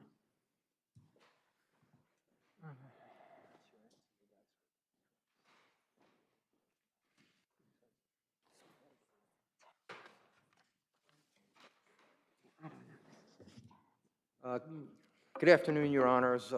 Thank you. On behalf of the appellant plaintiff, John Grill, may it please the court. This appeal concerns a grant of summary judgment, which is a drastic remedy and could deprive Mr. Donkor of his day in court. Now, as the court's aware, in a summary judgment motion, the facts should be viewed in the light most favorable to the opponent, my client, and as well, the issue finding and not issue determination is what is supposed to occur in the context of a summary judgment motion. And plaintiff appellant's position is that's not what occurred here. What occurred was issues were determined that were more appropriate for determination by a jury, and those issues are as follows. Were the stairs that my client fell down on March 18, 2017 unreasonably dangerous because they were excessively steep? The carpet on them was old and worn and slippery because the carpet was bunched up at the end of the steps, which caught his foot, causing him to fall, and because the handrail... Can I stop you, counsel? What did the plaintiff testify to in the deposition with respect to what caused him to fall, if anything? What the plaintiff testified to in the record at pages 113 through 116 were that he had tried to grab the handrail, and he was unable to, that his left foot slipped and his toes were blocked by a piece of carpet on the 6th step down. He didn't say he didn't know what caused his fall? What I have... No, I don't think he said that. Or if he did, that's contradicted by what he said in the record, which is that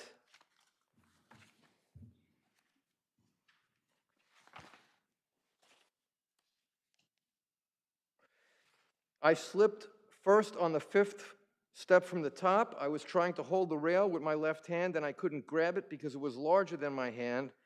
As I took a step with my left foot to the 6th one, I was slipping, and then it was locked up. As I started slipping, with the left. On the 6th one, I saw something blocked my toes, something caught his foot. It was the tip of the stairs covered with carpet. That's in the record at pages 113 through 116. That That's- doesn't, I'm sorry, go ahead. That's from his deposition, you're saying? That's from his deposition, right. That doesn't sound like bunched up carpet, right? The bunched up carpet comes for the first time in his affidavit, correct? He said what it was that blocked his foot was the tip of the stairs covered with carpet. That's page 116 of the record. And what did he say in his affidavit? In his affidavit, he states that his toe caught on bunched up carpet?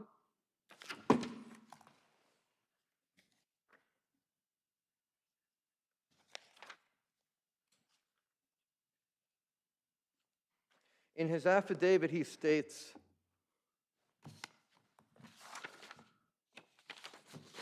the carpet was bunched up. This caught my toe after I started slipping. Oh, is that consistent? So is the deposition and affidavit consistent? I believe so, yes. Okay. Okay. So now, the questions for a jury are whether or not the stairs were excessively steep, whether the carpet was slippery because it was old, whether the carpet was bunched up at the edges, which caught his foot, caused him to fall, and whether the handrail was improper. These were issues for a jury to determine, especially in light of the testimony of the plaintiff and the findings of plaintiff's engineer. Sir, how do we gauge whether the stairs were unreasonably steep? Unreasonably steep? Well, plaintiff's engineer determined upon viewing them that they were unreasonably steep. And as well, the plaintiff testified that deacons, when they would go to try to get offerings, would refuse to go up those stairs because they were dangerous, and also that children in the church, after church was over, would use the stairs to slide down and play games on them. So those are factors that would show that the stairs were steep. But also, there are photos. Did the expert make any measurements of the depth of the stairs, of the risers? He did. He actually took detailed measurements of the risers and treaders, which are in the record and which are varied for different risers and treaders, and which are not according to code, but I'll get into that later on. Okay, well, actually, your amount of time is up, so Okay, then I'll just we'll rely do on the that brief in- then. Okay, well, you'll have a minute for rebuttal, okay, Mr. Gill? Thank you.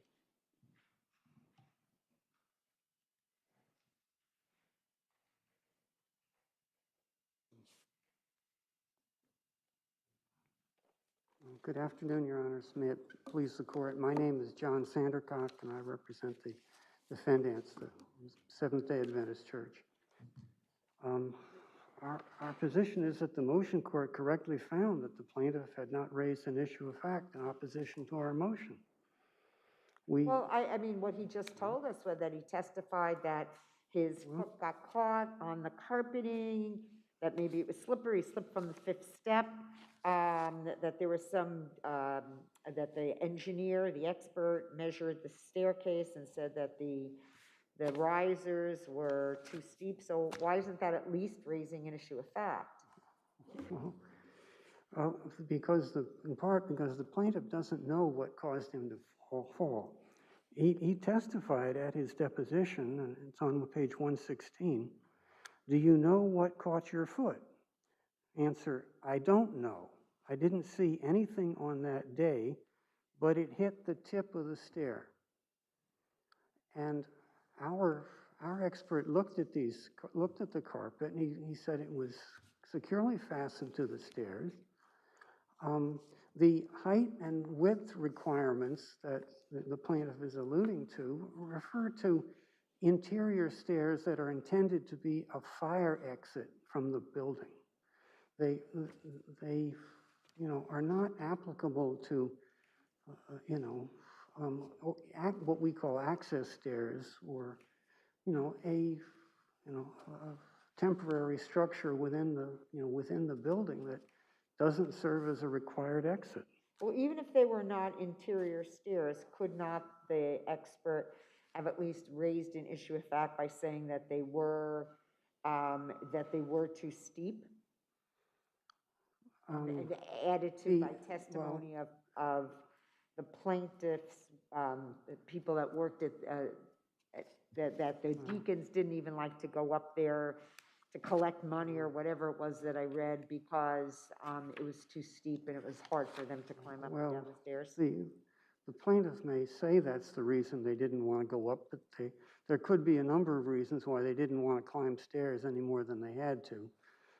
You know, he's talking about collecting from a few individuals when the mass of the congregation is on the first level in the sanctuary.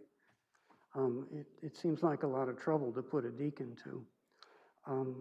But more the expert and the plaintiff himself hasn't provided any evidence that the steepness of the stairs has anything to do with his fall. You know, whether or not the stairs were in compliance with the building code, there's no evidence that alleged non-compliance caused him to fall. And plus, there's evidence in the record that the plaintiff told other people that he fell because he missed a step and not because he slipped. He said this to people at the hospital, and he also said this to the church secretary.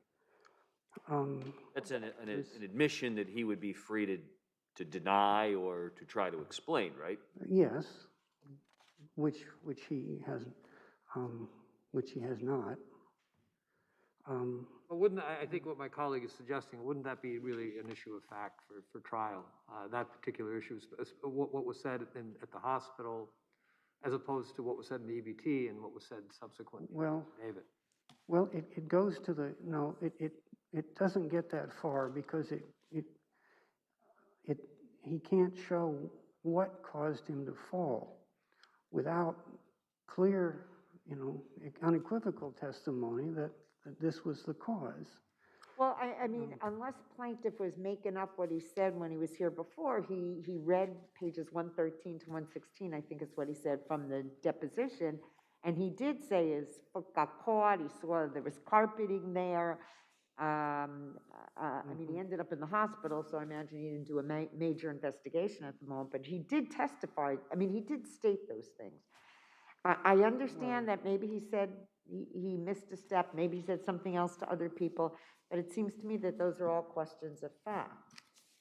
Well, I think what Mr. Grill read as testimony was a summary of what's said over pages 113 to 116.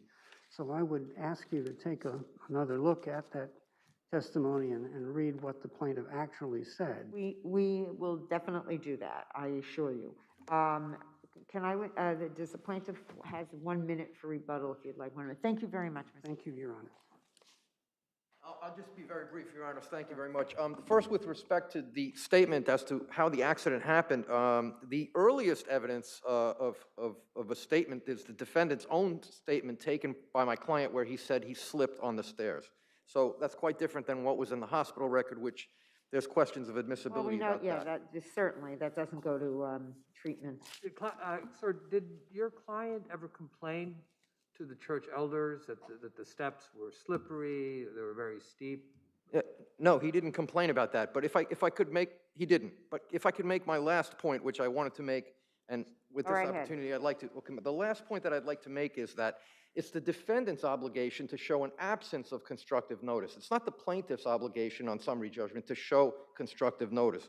There are a lot of facts, which Your Honors will see in the record, that show constructive notice of a dirty carpet that's slippery, that's bunched up at the places where the plaintiff's engineer looked and said the same places. First off, he compared the photos that the plaintiff had from right after the accident to when he did his examination. He said, these are the same, these conditions are long-standing. But under the law, the defendant has to show an absence of constructive notice, and they haven't done that here. So I think that's an important point. It seems like the lower court put plaintiff to the defendant's burden. Okay, I think we don't have any more questions. So thank you very much, both of you. We'll take another look at these things. The next case for argument is People versus Alexis Irizarry.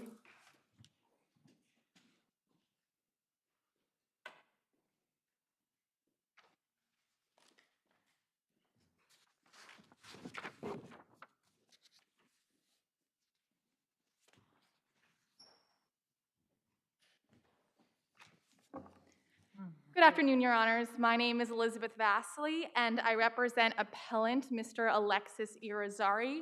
May it please the court. No deadly force justification charge was given to the jury in this case, where the complainant, John Kohler, indisputably started a fight with Mr. Irizarry outside the bodega. The complainant... What was the deadly force? He hit him with his hands, correct? Yes, Your Honor, it was a combination of factors. It was a punch, but also multiple punches. And the video... Well, doesn't the video show that they were arguing and that there was one punch and then immediate stabbing from the defendant? Your Honor, viewing the video in the light most favorable to the defense, which is the standard for whether to present a justification charge, the video does not show a stabbing. The video is not clear. The video does not depict a weapon. The video only depicts a punch from the complainant and... The defendant was standing with his hands closed around something, yes, in the video? Viewing the video in the light most favorable to the defense, Your Honor, at most it could show some type of clenched fist. It does not show any object in that fist. And what about the testimony when he went to the hospital, when he was treated, and they observed deep stab wounds to his abdomen and his back? How do you view that in the light most favorable to the defendant?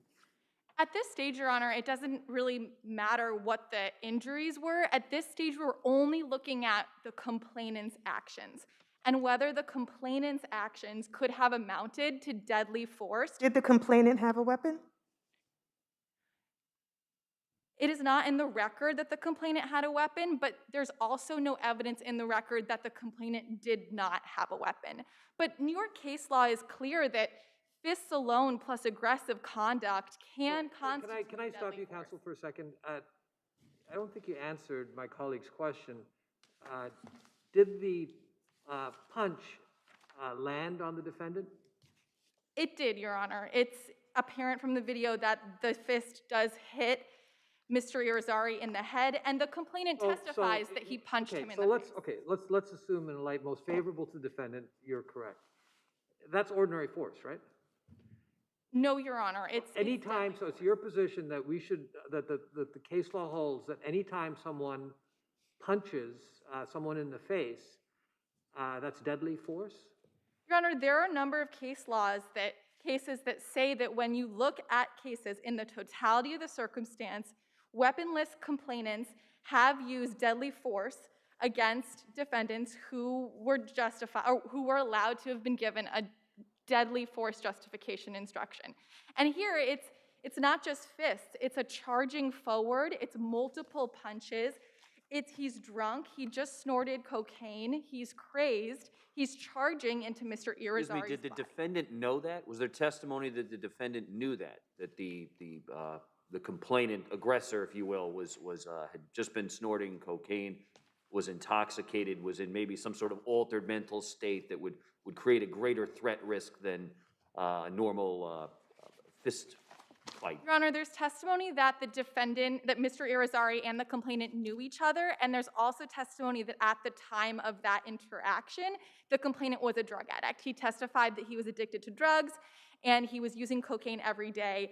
In the light most favorable to the defense, it follows that Mr. Irizarry would know that he's a drug addict and that at that day he was acting aggressive. It follows that in the light most favorable to the defense that Mr. Irizarry would know that. And there's also another important fact in the record, which is that the witness, Hernandez, watched the fight, and after the fight, he went to go check on Mr. Irizarry first. He saw the complainant's aggressive actions, and he didn't go check on the complainant first, who was his friend. He went to go check on Mr. Irizarry first. And that shows that a third party thought that the complainant was so aggressive that he needed to make sure Mr. Irizarry didn't have any injuries. And that is more than enough evidence to meet the low threshold for a deadly force justification instruction. And in my brief, I cite a number of cases where unarmed complainants their actions did amount to deadly force. And it's not even, our position is that, You can finish your sentence, please. our position is that that the complainant used deadly force, but the standard's even lower than that. It's whether the totality of the circumstances and how complainant was acting would cause an individual to reasonably believe he was about to escalate and use deadly force. So it's actually an even lower standard than that. Okay, thank you very much. You'll have 2 minutes in rebuttal, okay?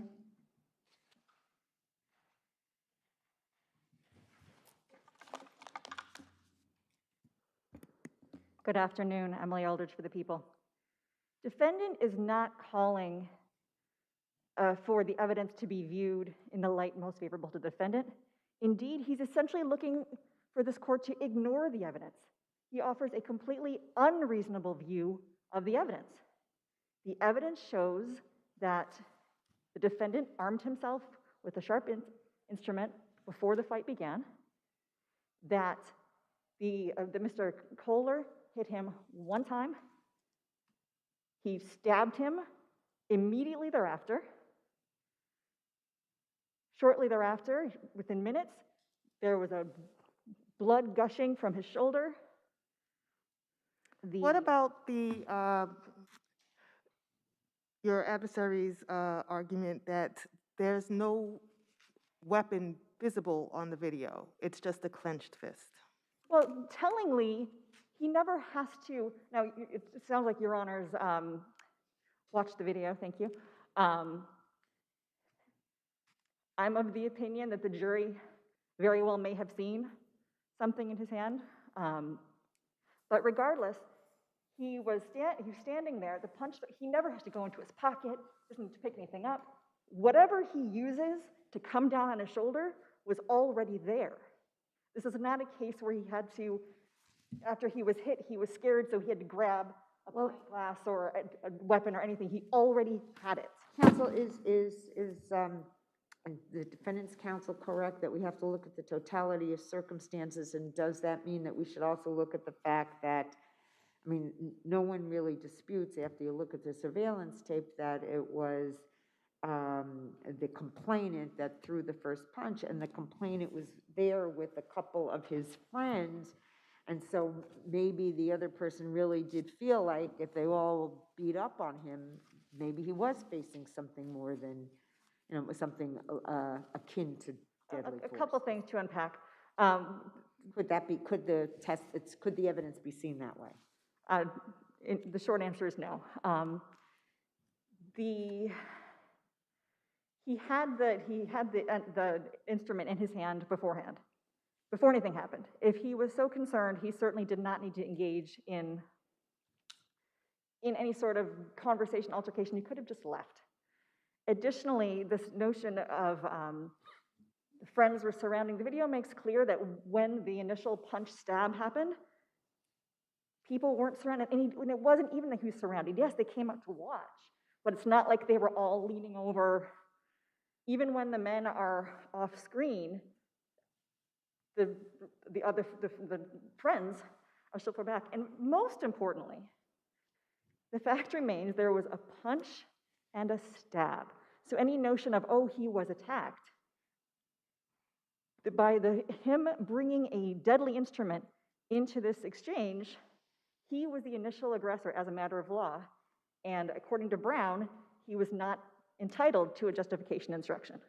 What about your friend's argument that the complainant had a proclivity to use drugs, and therefore, and these two were acquaintances, and therefore the defendant, it was reasonable for the defendant to assume that the complainant was under the influence of a narcotic and may therefore present a greater threat than just one engaging in a fist fight?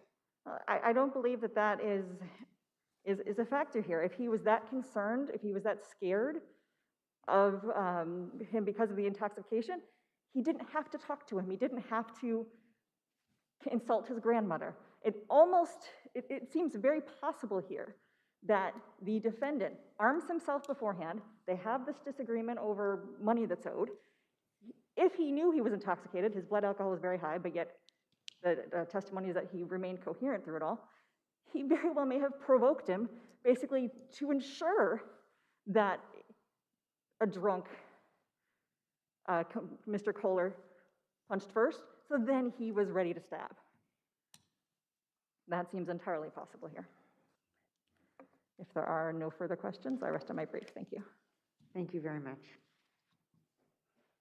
Okay, you have a minute. Respondent's entire argument about the stabbing that she purports happens right after the punch is all relying on the improper standard. That's just not the standard. That's viewing the evidence. I'm sorry, isn't that argument just based on what can be observed on the video? The video does not show a weapon, Your Honor. Well, but wait a minute. I understand you want us not to look at what happened at the hospital, the testimony that in fact it's consistent with stab wounds, et cetera. But whatever happened, punch thrown, and then the defendant responded immediately, right? Did the defendant reach into his pocket to get a knife? I think not. It was just immediate stabbing, right? Even assuming, for the purposes of this argument, that Mr. Irizarry did stab him at some point in this encounter, viewing the evidence in the light most favorable to the defense, we don't know when exactly that stabbing would have happened, and it could have happened in that backwards area where the bodies go off the camera. And viewing the evidence in the light most favorable to the defense, that is the way that this court must view the evidence. Okay, thank you very much. Thank you both. And last, we have Azria versus Azria, and Justice Schulman is recused from that case, so we'll give you a moment to leave for the afternoon since it's the last case anyway, being argued.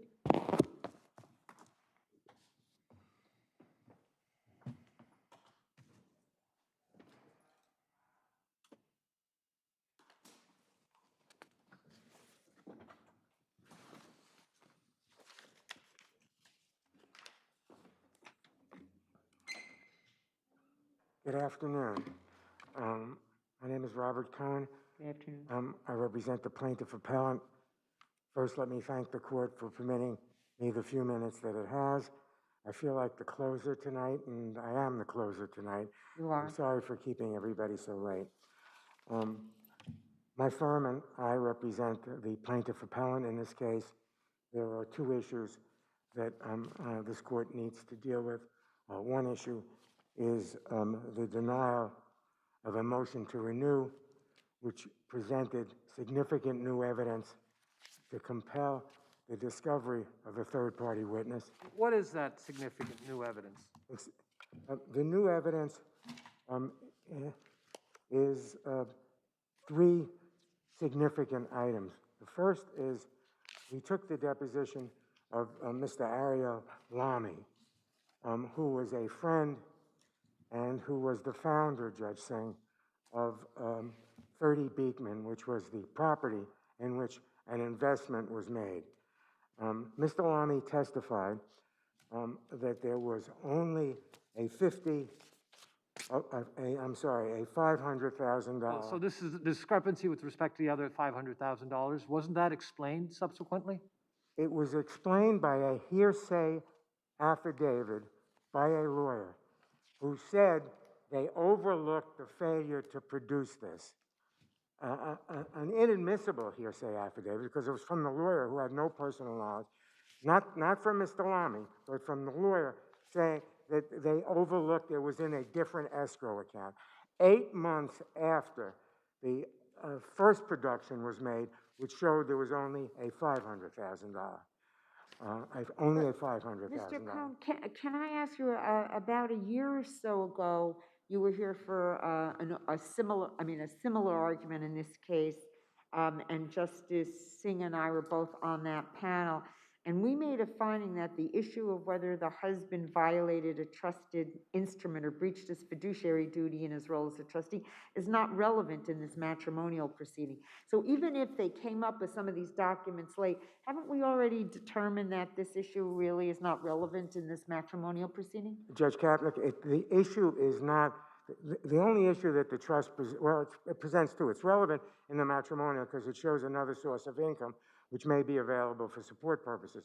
But putting that issue aside, it's relevant because it shows that the defendant husband in this case and his brother had already defrauded family members.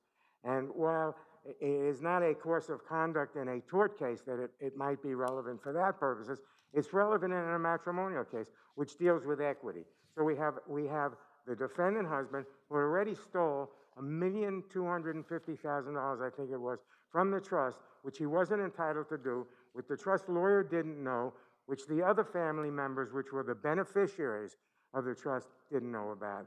And so it's relevant for that purpose.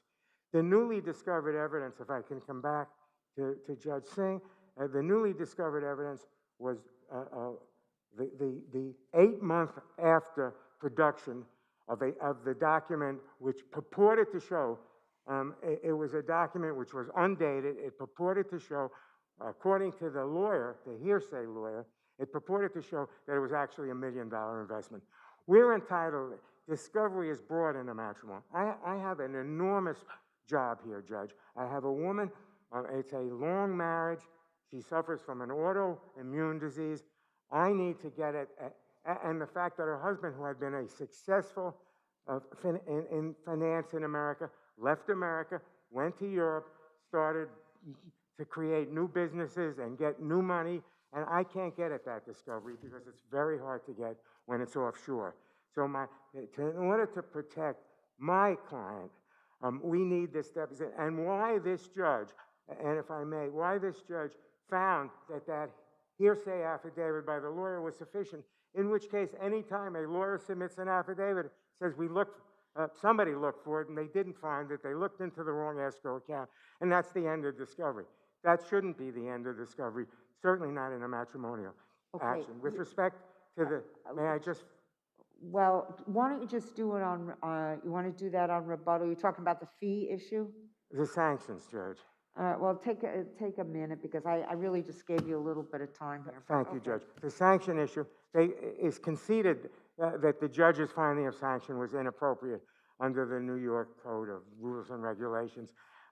It was payable to the other side instead of being payable to where it should be, the state agency. There were other violations of the New York Code.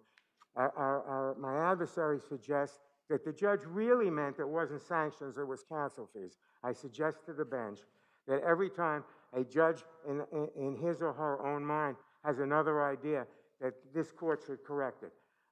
It's almost like if we had a bench trial in a criminal case and the judge said, the judge found the defendant guilty, and then the other side now argues before the court, well, he really meant it was not guilty, and these are the reasons why. Judge, the sanctions, they don't apply. I think, and I'm going to refer to the briefs, there's plenty of evidence as to the new evidence and why we should get this deposition. Thank you, Judge. Thank you, Mr. Cohn. We'll give you a minute on rebuttal, okay?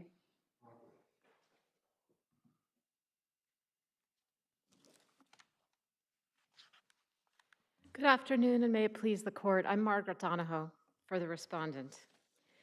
This is, in fact, the second time that Mrs. Azria has come here on the same issue. The reason there was an 8-month delay was that the case was stayed while this court heard the interlocutory appeal brought by Ms. Azria the first time. So there's nothing nefarious about the delay. The problem is that Ms. Azria has not acted with respect for the orders of this court or the orders of the What about trial the court. issue of newly discovered evidence through the testimony of Ms. Delamy? Why isn't that a reason? The evidence isn't new. The evidence is corroborative of all the prior evidence that Mrs. Azria had. It is corroborative of Mr. Azria's deposition testimony. It's corroborative of it doesn't raise anything new. It actually confirmed the information, which is that Francois Azria, my client's brother, purchased an investment in an entity that my client also invested in. If that were the standard, that any time a sibling had an investment in the same entity, we'd be taking disclosure in every divorce case of every member of every person's family. So I think, isn't the argument that Francois doesn't have the means to do it? I'm not clear what the basis of that statement is, but would that change the analysis?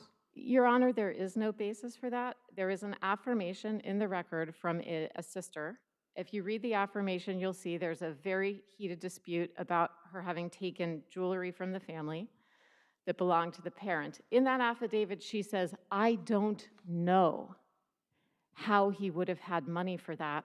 He hasn't worked full-time in a few years, or I'm paraphrasing.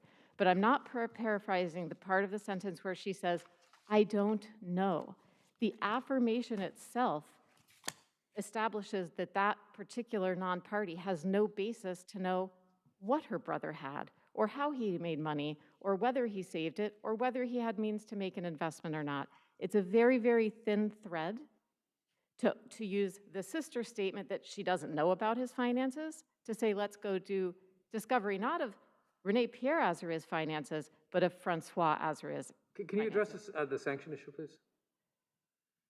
I'm sorry? Can you address the sanction issue? The sanctions, yes. Judge Sattler fully explained the reasons that she ordered $10,000 of counsel fees. She explained that Mrs. Azaria had violated court order to cease discovery. She violated a court order to file the notice of reference so the case would move to trial. She brought meritless motions repeatedly, even when the lack of merit was brought to her attention. She refused to withdraw when asked to withdraw. She cost Mr. Azaria a great deal of money.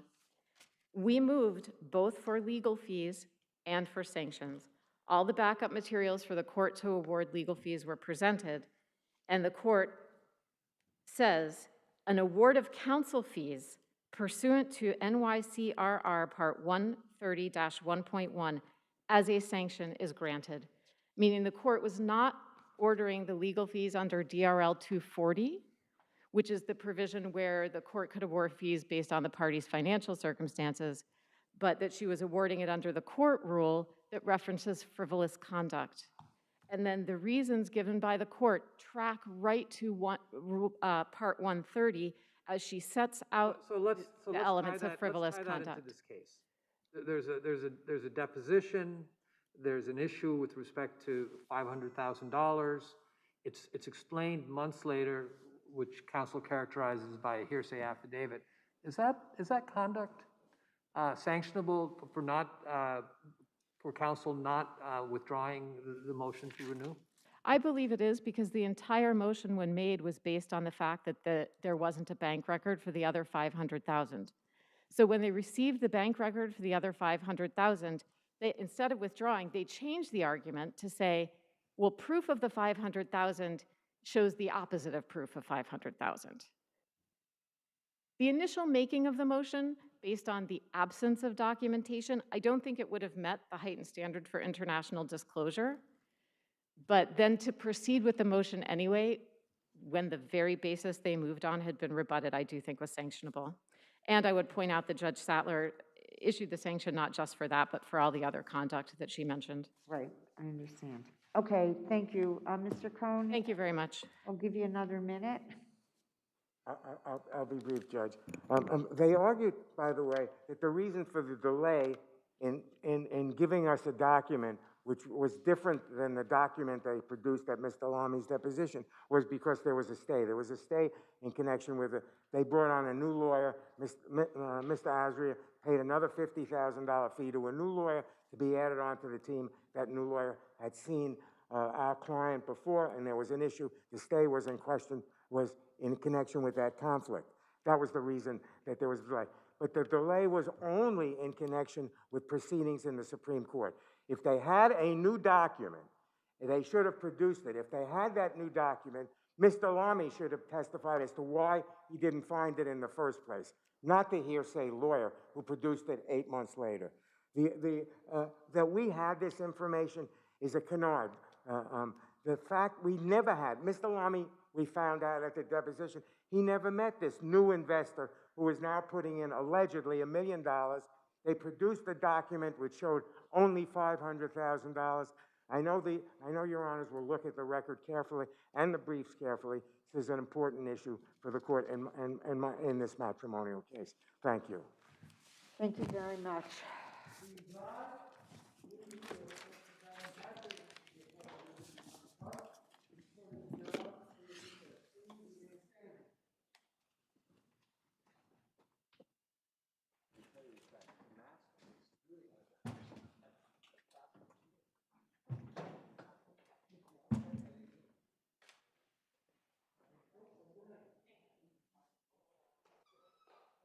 Last man standing, Bob.